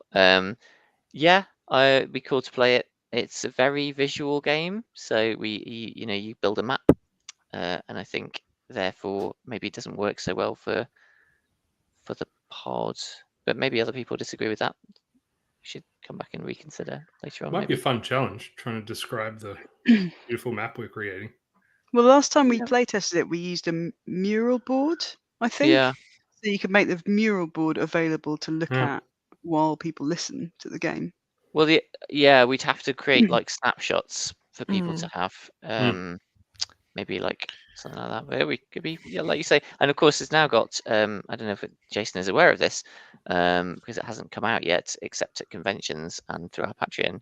The Polis, which is the city building companion game. So It's the one I'm particularly excited about. I think it's really good. City Boy. Building cities is fun. World building is fun, but anything which has got culture in it is particularly fun. But I have to say, I have enjoyed making some very strange animals and plants in Biome too. Anyway, that's a bit of an aside, really. Shall we go to the question? Ed's back. back. Oh, he's gone. How was that for 5 minutes? It's going really well here. Yeah, that was not 5 minutes. Shall we get to those questions from Sue and Nick, which were great questions? I think there was also a question from Becky, by the way, that hasn't made it into the document. So No, I thought everyone else's questions were just better than mine, so I recused myself from question making. Sue, why don't you ask your first question, since you are Legal actually term. here to ask it? Oh, okay, I will. My question is, what character archetypes do you always seem to end up playing? And or which do you struggle with or wish you were better at playing? Well, I know the answer. I immediately know the answer to that. I Go know it, the answer. yeah. Do it, Ed. Do it. Well, I mean, it's slightly more detailed. So I tend to play roguish scoundrels, arrogant intellectuals, so like wizards who think they know more than other people, or even scientists that think they know more than, who fall foul of that quite a lot. I think I had even back in the vampire days, I had a doctor, Tremere, so like I gravitate to the Tremere, which anyone knows. Yeah, so I think it's because they sort of drive action, right, and they get into scrapes, so they can be lovable as well as horribly annoying and difficult to. But I also like playing really titanic, strong characters as well. So, like, yeah, I tend to be in a group, a heroic group. I might play the big brute character just because it tends to get missed out a lot in a story group. So I'm happy to fill that role as well. And in terms of characters that I would like to play, I mean, I thought Nick, played Sam so brilliantly. And just like, even just when he arrives on the bridge and does his thing, I don't think I've got that. I would really like to be a bit more able to be the sort of leader, but I'm always a bit like want to be the leader, but have all these sort of ulterior motives going on, which sort of pour out, unfortunately. So there's no sort of purity in my leadership. It's too evil to be a leader, Ed. Yeah, that's it. It's basically a too problem. self-motivated. So yeah, there you go. Oh, you're very kind, Ed. Thank you. I think my character archetype is sad dad. Sad dad. Sad dad. Oh, that's what I'm looking for. I need to tap into that. You are a dad, Ed, so you should be able to just, be sad and then you're done. And I'm not. Devious dad. Yeah. Yes. Nick's got big sad dad energy about him now.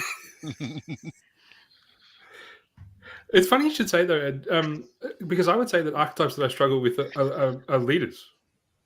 Right. Whoa, I would not have said that. You absolutely cracking it, Sam. Thank you. I mean, I've said this elsewhere. I think insofar as I was cracking at Sam, it's because everybody else was responding to Sam as if he was a leader. So play to uplift your fellows. I mean, yeah, that's well, like precisely. You're core, doing so isn't well. it? Cool. Yeah, I find it frightening. So the idea of being responsible for anything, frankly. Do you like a think that? fleet of ships. Do you think that rule for like politicians is the same for role players? So if you really, really want to play a leader, probably no one's going to have a good time. Yeah. Whereas if you really struggle with it, you'll probably end up doing something really well thought through, Yeah. and thoughtful and interesting. And be which is what you considered a did. great leader. Yeah. Some people had have a leadership thrust upon them. upon them. Yeah. I think I've played Last Fleet twice with Josh, and both times I played the same playbook. So but you're very different characters. that's true. You were not a leader in the first one, I don't think. Well, you were kind of, but you were like a leader of a set of Marines or something. Yeah. Very different. Well, I like to play leaders, so my favourite character to play is the Hardholder in Apocalypse World. Oh, right. I love when chaos is breaking out all around me and I have to go and crack some heads together to get people to to stop being stupid. And that's what's great about Apocalypse World, is it kind of gives you the permission to be a bit of an over-the-top bastard leader instead of a kind of wise. I like playing a wise and thoughtful leader, but Apocalypse World gives you permission to not be quite so wise and careful, and a bit more kind of shut up. I'm going to shoot you in the head if you don't. Yeah, it's interesting in Apocalypse World. I tend to go for what's the mechanic character in what's the mechanic playbook? The Savvy Head. Yeah. Yeah. In original. Yeah. Yeah. Which is unusual, I suppose, but they're sort of into everything or know what's going on, I guess. That's still a bit of that. I love the idea of the Savvy Head, but I think I've played it once for one scene. It went very badly for me. So, Sue, Becky? Yeah. Becky? You go. Me? Okay. Yeah, it's Sue's question. She gets on last. So I was just reflecting when Nick said that he had played Last Fleet twice, and both times he had played Taurus playbook. How many times have I played the Ares playbook, Josh? Every time. Every time. Every time. Every time. In fact, weren't you having a conversation recently with a friend of ours who is not on the pod and not related to this game? And you were describing the Space Jock character, and he immediately said, "Don't you mean the Space Becky?" Space Becky. Star Becky. So Yeah. Can I solve Becky it by is Star flying a spaceship into something else? So I like to play I'm out of ideas. people who are brilliant at, people who are charmingly cocky about the fact they're brilliant at a thing. Yeah. Yeah, that's Like the you try difference. to be charming with it as much as possible and not just cocky, because of those contrasts that we talked about before. Like if you're just cocky, then that's kind of a bit grating. But if you can be charming and cocky, then like the charming and the cocky And you can see combination, you can see your sort of faults in there. Yeah. You know, and you sort of know what you're not good at as well as what you are good Exactly. at. So I want to be kind of, flawed in that way. I like that. And the other thing, I suppose, is that I like playing big damn heroes. My thing that I cannot play, and I don't play because I don't enjoy it, is I don't play evil characters and I don't play backstabbers. And I'm just not good at it. I don't enjoy it. I feel super stressed about it. Yeah, I know what you mean though. I don't even enjoy playing Battlestar Galactica the board game. I don't play Battlestar Galactica the board game because I would, if I pull a traitor card, I'll just have a rubbish time because I'll feel so bad about lying to my friends around the gaming table that I'll have no fun. I'm sure I've said this in lots of interviews, Becky, but I wrote Fleet partly because of that. I know. I wanted a game where you could have traitors, but the traitor mechanic would work for somebody who's deeply uncomfortable with traitors. Well, it works for me because I never play that playbook. I just play the Ares. Yeah, but also I was deeply uncomfortable playing it, so if that helps. I know, and I don't enjoy it though. So you made it that like choice, takes a lot of the fun out of me, a bit for me. But I was just thinking, like Ed, about, do you know the Monster of the Week game that we played, Ed, where I was playing. Wait, this is Regency Monster of the Week, right? Sorry, yeah, we played Regency Monster of the Week. Yes. Oh yes. It wasn't I a pod played a game. completely different type of character there. You did play, and you were wonderful in that game. But that was a game again where I was playing somebody who was a hero-ish character trying to do the right thing, a brilliant expert, a little bit cocky, a little bit charming with it, and that's just a kind of that's what I enjoy. At least I think I was a bit charming. Ed, what did you think? You No were one else was in that game. wonderfully charming. Thank you. You charmed me, anyway. You just say charmable. Well, everyone was charming everyone else. It's Regency Town, so That's very true. that's all you've got time for is charming each other. It's true. We spent a lot more time charming each other than we did hunting monsters. Then actually, yeah. James was very patient about that. Just filling up that charm clock. Yeah. It should have been a charm clock. Should have been a charm clock. Then we Yeah. would bust through that charm clock in the very first session. All of us. We were just so charming. Anyways, Sue has still not answered this question. So Yeah. come on, Sue. So I feel like I kind of accidentally end up playing duplicitous manipulators quite a lot of the time, and it feels real comfortable. You know? It's like my gym jams. I don't know. I don't know. I mean, maybe I should ask my therapist about that. I'm not sure. There's some kind of like shadow self thing going on there. I'd love to be able to play. I'd love to be able to play like the Ares playbook or something like that, but that kind of quick thinking, kind of cocky, charming. I just can't do it. I'm a slow thinker for a start. You're So very charming, Sue.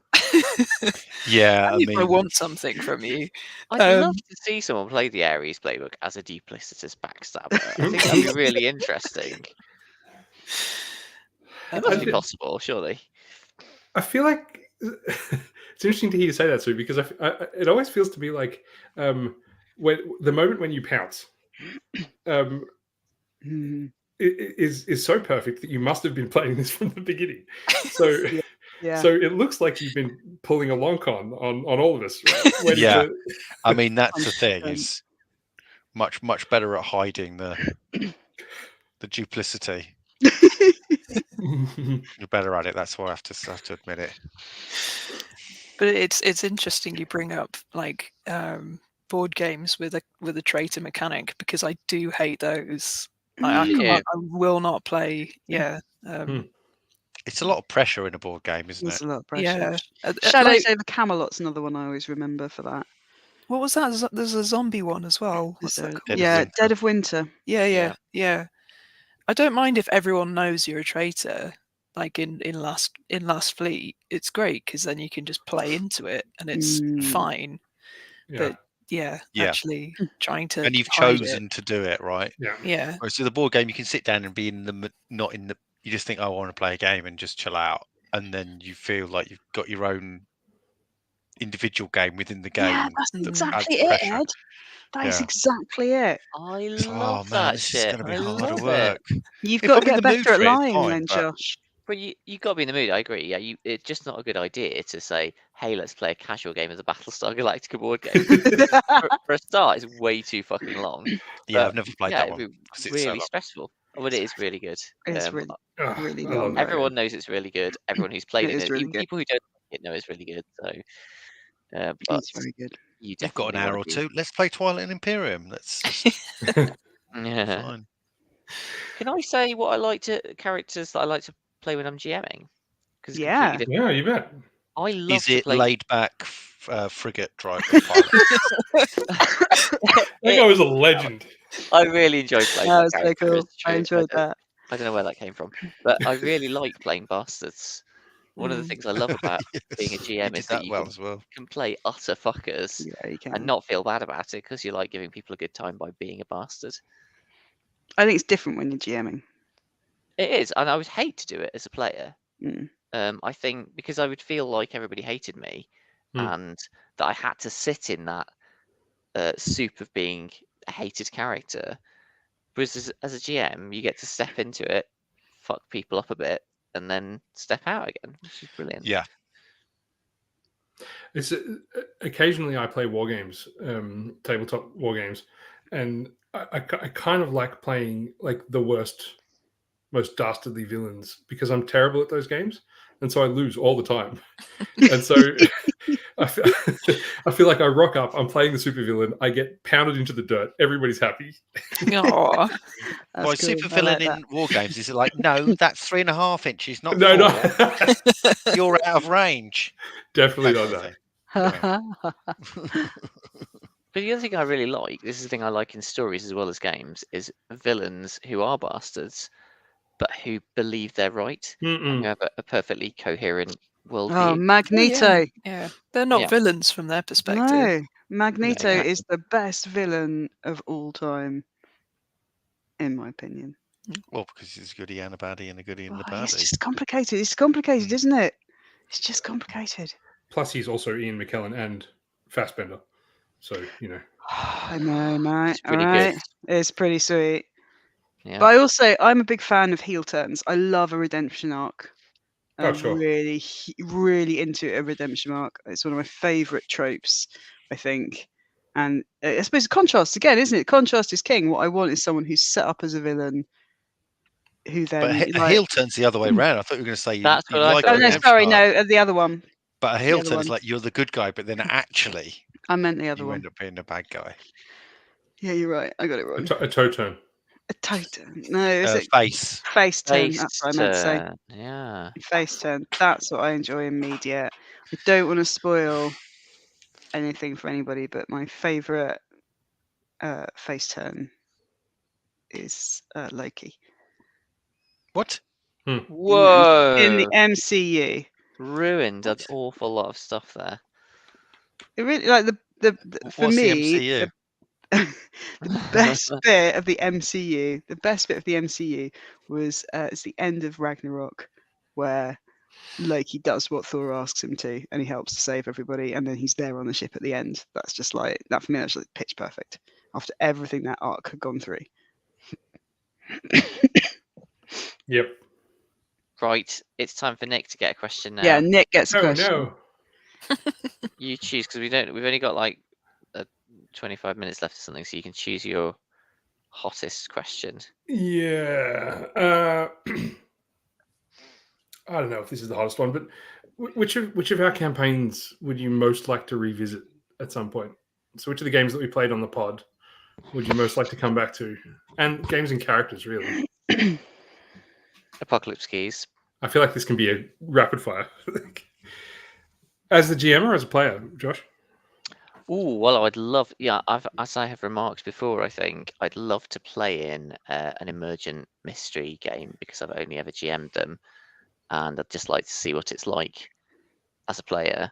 And plus, I love a lot of the stuff in Apocalypse Key, like the character stuff all kind of makes me go, oh yeah, I want to play that and that and that. Mm-mm. Well, you might get a chance because I'm really hoping that for the pod I'll be able to run some Blight's Hollow. Oh yeah. So I'm In excited. 2024, I'm hoping to run Blight's Hollow. I have no idea whether I'll get the same. I want to play that and that out of Blight's Hollow, but I like the sound of that. Is that before or after the Neverwhere game comes out? Yeah, I'll be running that before the Neverwhere game comes out. Okay, So I haven't written the Neverwhere game yet, and I think that it's in the works. Ollie's going to deliver that Kickstarter before I have finished that game. I would also like to GM a second season of that. Like, I more want to play more games, to be honest. But if I was going to GM one of those games again, I just really like. I loved those characters, and I loved what we did with it, and it excited. The whole game excited me in a lot of different ways. And we were technically playing the playtest version too. Yeah, we were, weren't we? We played it so That's early. true. So it's now come out. Yeah. I don't know that it's that different. No. There's some additional structure, but it's all GM side, I think. So yeah, it is. I played the new version at. I went to Revelation, I think, for a day. Yes, we played it together. Oh yeah, we were in the game together. Yes, we played it at Revelation. One of the things that did change is the presence of. I can't remember what they're called. They might be called keys. The sort of specific questions you've got to answer in relation. They're not to called mystery. keys. They've got a different.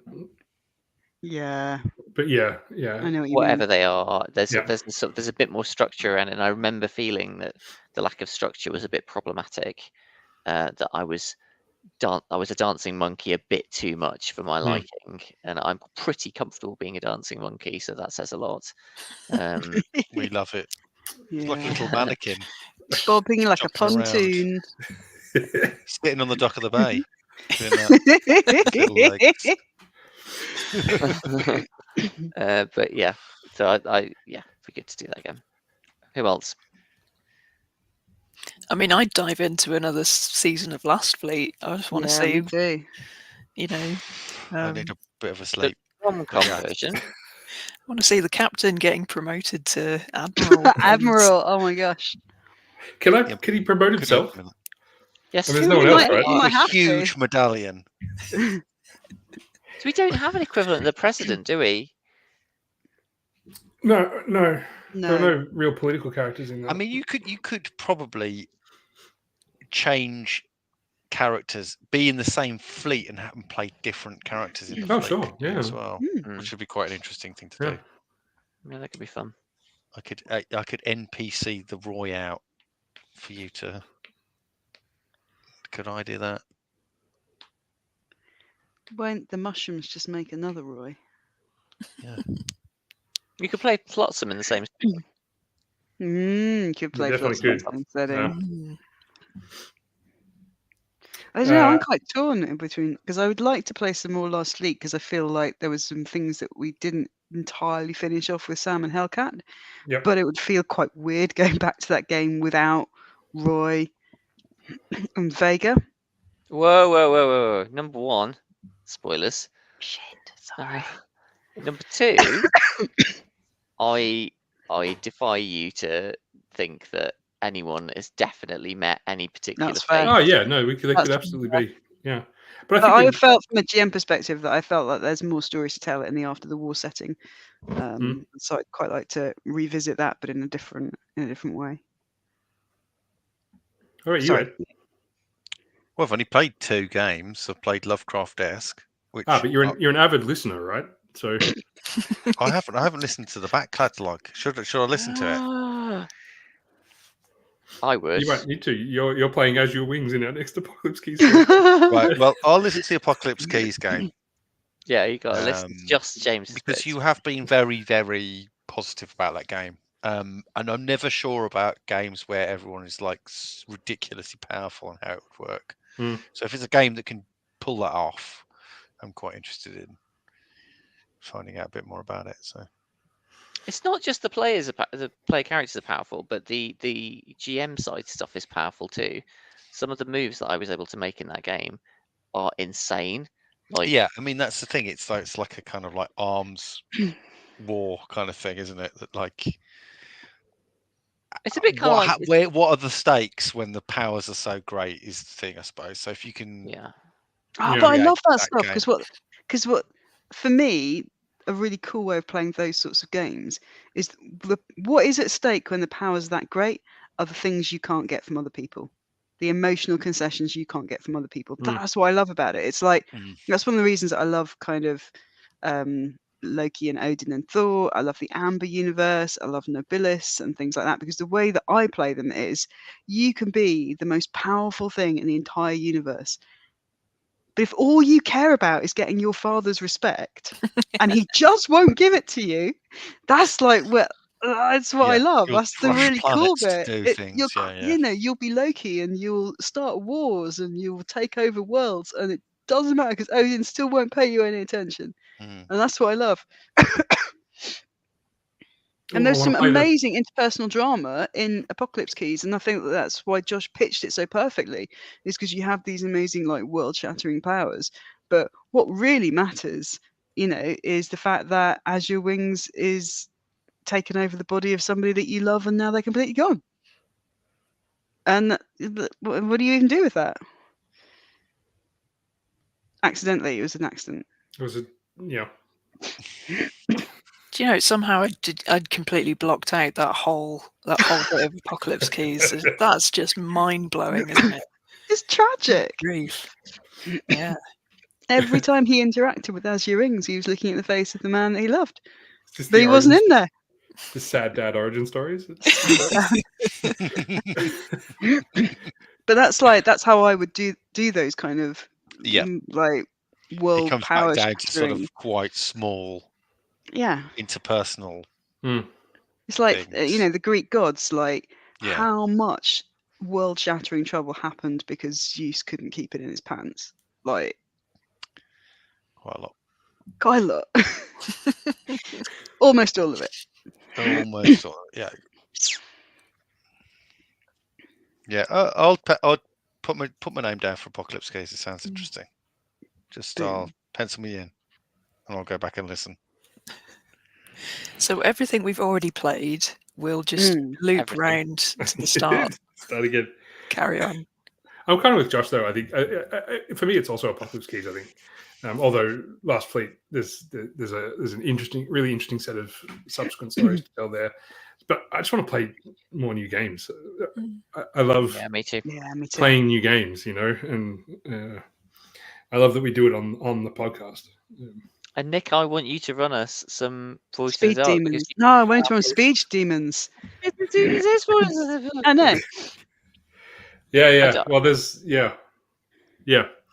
Girl by Moonlight is also a possibility. Stop teasing us. You have to do it now because you've advocated for Voice in the Dark. You've teased us about it. Now you have to run something for us. I got to deliver. Yeah, You do. Yeah, you do. Understood. Coming back to hilarious games though, the hat.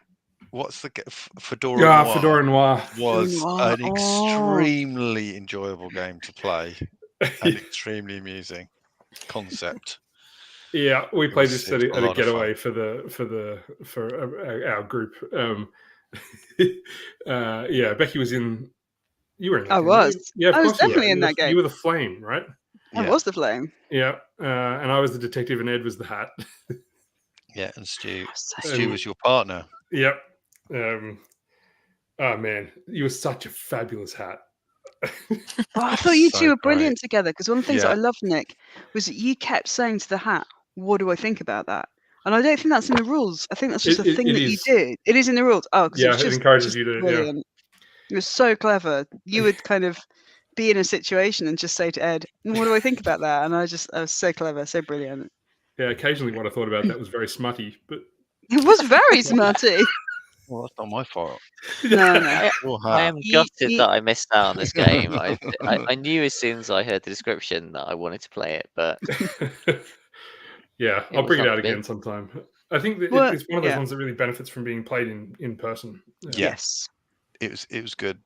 Good Yeah. fun. I felt that we used that weekend where we were all in person together to we did that to our advantage because I ran Black Mass, and I Yep. feel that is a game that you just can't run online because I know we have things like playingcards.io, but kind of the manipulating of this tarot card tableau, it's just going to be such a nightmare if you're not doing that in person on a table. Mm. It's wild. I Gets do played. almost all of my gaming online these days, like pretty much all of it, and yet I still keep designing games that want to be physical. I Yeah, don't know what I'm. It's a yearning. Yeah, maybe there that's is a it. yearning. There's a tactileness and a I really like playing online, I have to say, and so I Yeah, me kind too. of feel like what I want is to become such a good programmer. Which, caveat, I am not a programmer at all, so there's quite a big gap between where I am now and where I want to be, that I could write my own virtual tabletop to do all the things that I wanted to do. Paging Gil. Gil, are you still in the chat? Yeah, we need what you need. You see, I can code and Nick can probably code, but we're not front end dev guys, right? So you need a JavaScript whiz kid. I'm You waiting need to to see hang if Gil's around gonna- swanky Gil- coffee places, buying people Gil- flat whites in the hope you'll find a JavaScript guy. I think Gil should do this work for us for free, and then it'll all be, it'll be good. It'll be great. Yeah. I mean, Yeah. he did join the chat at 6:30 a.m. local time, so whoa. Yeah. I mean, still here, but I guess that's once he's made his millions from the Twiggos, From the Ancient Twiggos, Investment, yeah, That's Twiggos are true. first, I suppose. then he'll have lots of spare time to help you Twiggos with your first. tabletop.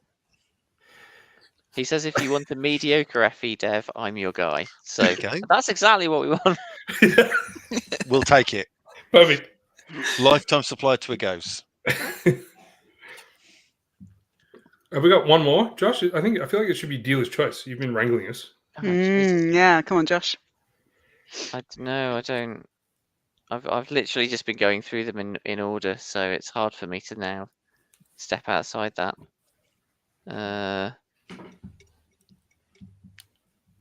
I quite like your last question, Nick. If you were to I design a like game that one. specifically for us, what would it be? I don't have an answer to it. I What's the do. question? But if you were to design a game specifically for us, what would it be? Go on then, Becky. So Isn't that exactly what you do every day? it's exactly well, like a lot of It's a my deal, yeah. design comes from the people that I play with and the games that I think would be fun for you. You know, I've written quite a lot of games over the years which have been very much aimed at these are people that I love to play with and I reckon they get a kick out of doing this. And so that's a really a strong kind of motivator for design for me. But I just think that there is things that I would like to do with a variance on the bite marks engine that I created and the emotional drama loops, but in different circumstances. So I would be very keen to do an Arthurian Knights based version of bite marks with drama and in a Sword kind of marks. sword marks. I don't know. A racing one, obviously. No, but I could say like on your marks. You mean? Skid marks, I At the stream. No, so I think that there are some sort of scenarios for games that I would like to write. Not scenarios in a traditional sense, but like I would like to write an emotionally dramatic game in a generation ship. I would like to write an emotionally dramatic game in a company of knights.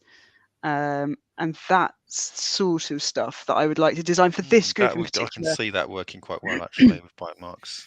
Because I know that you guys like really lean into that emotional drama. I know that you lean into the kind of the cadence and the rhythms that would suit that really well. But I would like to transport it and design it for a generation ship pressure cooker situation and Where you don't Knights. make me very sad. Just a bit I sad. didn't say Slightly that. Just a sad, little but bit. yeah, I want to make you a little bit sad and a little bit in love, but Okay. like at the same time. Okay, It's that can't be bad. That sounds fine. It sounds amazing, doesn't it? It's very generous that you design games that you think we might like to play, Becky. I'm pretty sure I design games that I think I might like to play. Well, these are also games that I would like to play, but what I mean is like there are certain things that I design and things that I do where I think, oh, I can't wait to see Sue use that move because I bet it will just pop off so brilliantly. Or, you know, like little things like that. I just keep thinking, oh, I just design this and I can just imagine Ed playing that and that'd be so sweet. And I would get to sit and watch him play that and that would be amazing.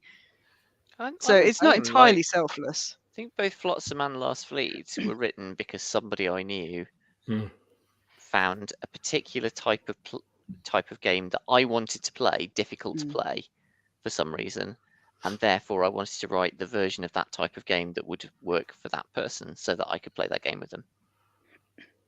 So it's just kind of a game that I want to play, but it's a game that I want to play with certain people. Yeah. I ran a game once on a generation ship. Only none of the players knew it was a generation ship. It was just that's the a best. cyberpunk dystopia until That's even better. I feel like you can't design that game because it works once.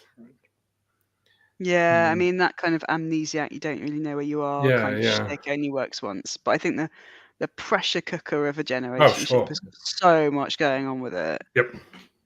Oh, love a generation ship. Like Snowpiercer is basically a generation ship, isn't it, as well? Just on a train. Yeah, I can't really make head nor tail of that concept myself, but Generation ship? No, the train. Oh, the perpetually the train. physics is quite messed up, I think. But I mean, There's a it's lot not- of things you have to it's sort of this block out in order to glorious make that work. nonsense. Yeah. What about you, Nick? What would you design for us? God, I've got no idea. I think this is the this Speed is the demon. bit where I Generation ship game. well, I've mentioned a couple of times. I don't know if it's ever made it onto the pod, but there's this this collection of mini settings called Odd Jobs. Yeah, Odd Jobs is so good. Which I love. There's there's no rules. It's just a series of small kind of settings and like little seeds for adventures and things like that. And I think it would be super fun to run a mini, even if it was just our crew little game jam, where we picked one or two of those from there and built a little game to play specifically for that setting. That'd be so good. I think that would be kind of fun, and it would be fun to, play them all in turn. Presuming we built like one-shot kind of games. I think that would be fun. Yeah. I read, so that's by Johnny Sims and Sasha Sienna, isn't it? Odd Jobs. And I remember reading the setting that they did, which is set on the cruise ship, and thinking, I need to see Sue in that game. Love a cruise ship. Oh, yeah. I'm still a bit disappointed I missed out on that one. The below deck one. Ah. Did you play in that, Sue? We played. I did, yeah. Play tested it, yeah. I love that game, but I have a complete blank on what actually happens in the playtest. Because I was going to, and then I couldn't make it at the last minute, and I was just absolutely gutted. It's exactly that cruise kind ship setting, Nick. Horrible characters that I like to create. You got that one snaffled. It is these two that I would be designing that for. I know what I've got to do. Nice. You go on, Josh? I know you said at the start you didn't, but I don't really. I mean, I do design all my games with people who I like playing with in mind. So, like in a sense, everything I write is in that category. Yeah, I'll have to think about that. Really, like what I suppose if I'm gonna write a game for specific people, other than cracking a problem that they have with the game, which is like the thing with the traitor mechanic for Becky is, it's kind of fixing a thing for a particular person so that they'll play it. It's maybe thinking about what's a thing that this person does that I can make very mechanically powerful within the game. Right?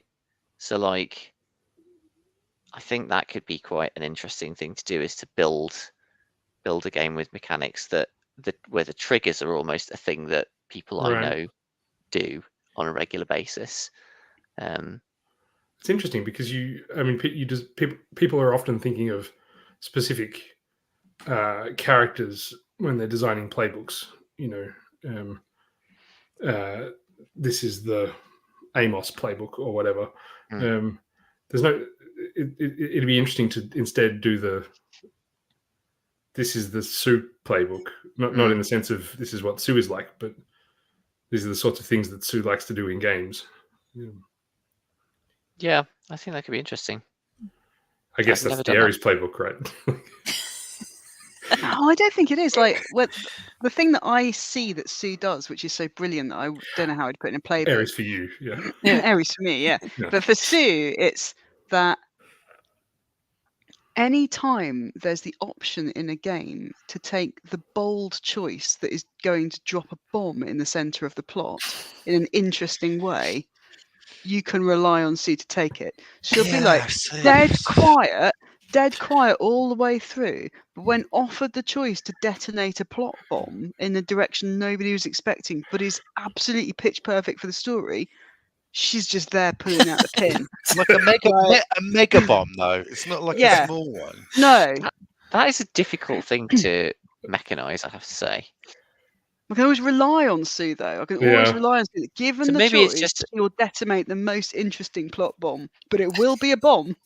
So maybe it's just a playbook where you get given a lot of grenades that you can detonate. Just give them a lot of power to hurt other people. In the fields. Yeah. Sure, maybe just the fields. Sounds painful.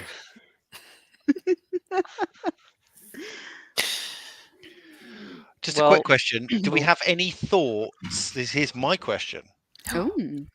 have we any thoughts about things that we may be running in the next year that are On the swirling pod around or just the for us quantum? generally? Well, whatever.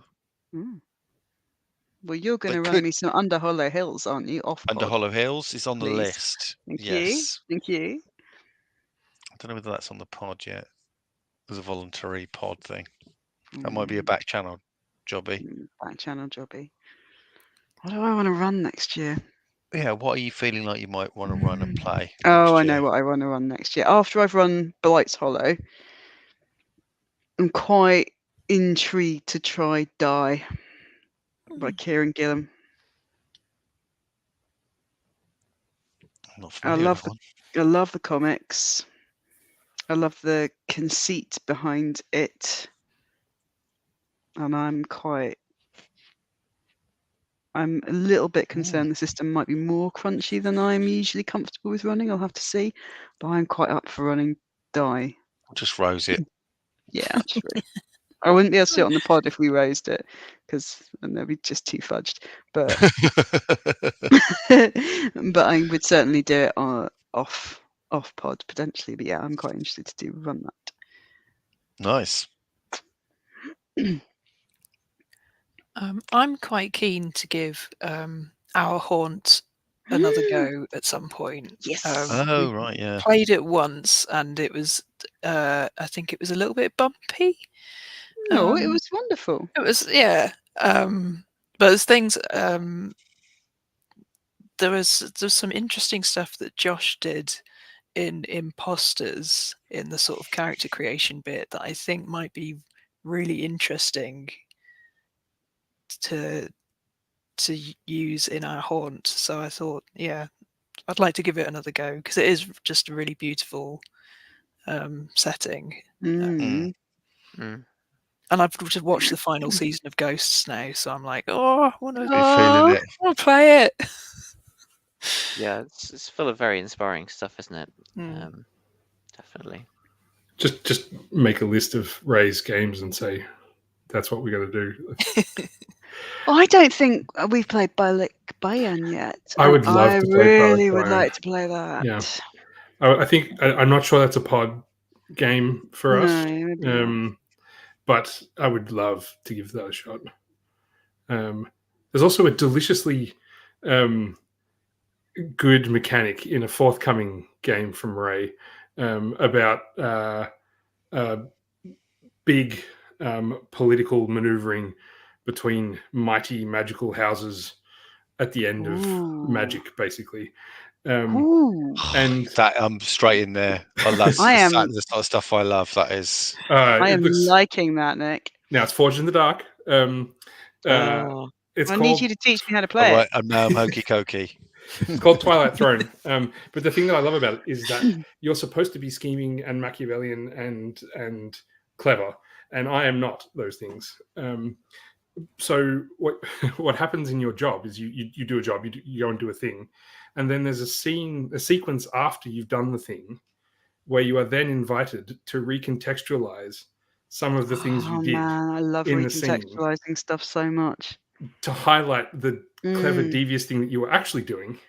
And I love it because it means you get to feel like you're clever and devious, but you don't have to be clever and devious in an instant. You've got time to reflect. I think that's quite clever. Is that sort of tapping in on Vance and Ars Magica kind of vibes then, is it? Having not read either of those, I can't answer that question, but very possibly. I mean, we're talking about, Fae, but this is Ray we're talking about here. So there's a Southeast Asian, right, a more Southeast Asian feel to it than the kind of traditional Western sort of Fae thing. Yeah, I'm hoping 2024 is the year of Speed Demons for me, so I'm hoping I'm just going to be running a lot of Speed Demons. I'm hoping it's the year of Speed Demons for me too, then you're going to be running it for me. Definitely. I'm glad I didn't call it skid marks, Nick. That's lovely.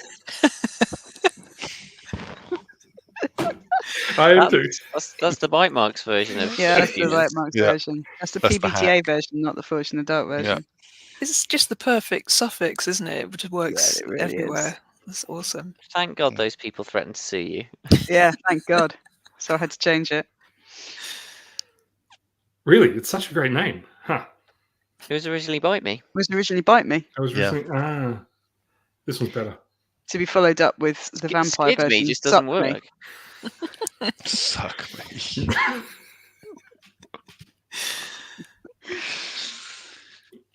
What about you, Josh? Anything on the horizon for the coming year? I mean, like, not that's at the top of my mind right now, but what my reaction to the question is, I am quite excited about high politics games. So the one you just mentioned appeals, but also Rebel Crown was another one that you mentioned to me, Nick, that I went and bought a copy of. Looks really interesting. It's like super stripped down, so it's very hard to quite know how it might play in practice. But I love the idea of like getting to do epic political things. It's a space I want to do some design in, or have done some design in, but not quite finished. So yeah, that's something I'd like to play with again. Don't know whether that really works for the pod or not. Not sure. Yeah, hard to say, isn't it? Yeah, that game, for what it's worth, is a masterclass in reskinning.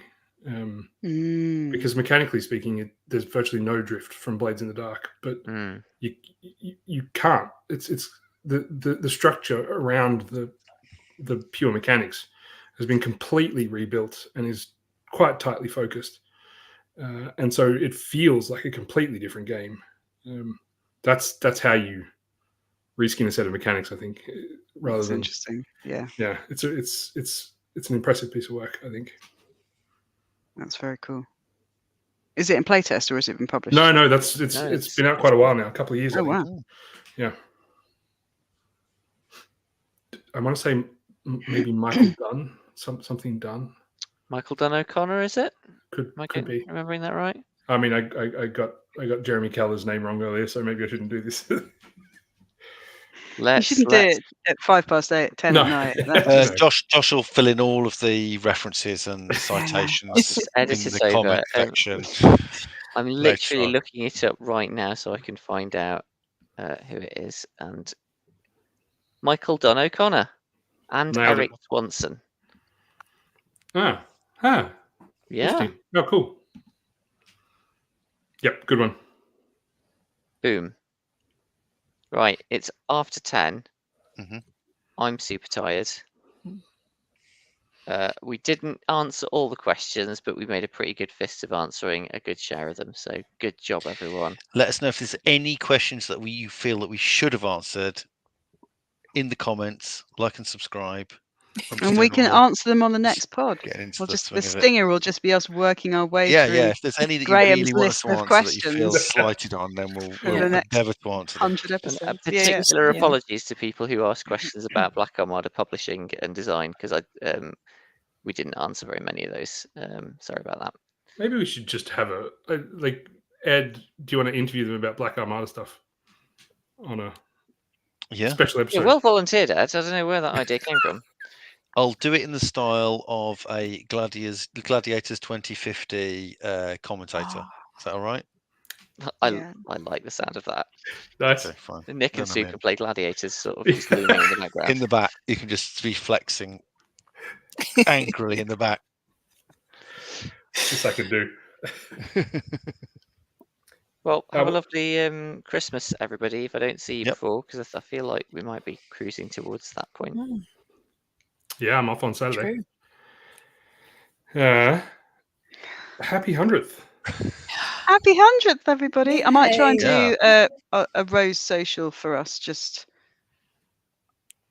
before the end of the holidays. Yeah, that'd be nice. We usually do a Christmas social, so I'll try and arrange one.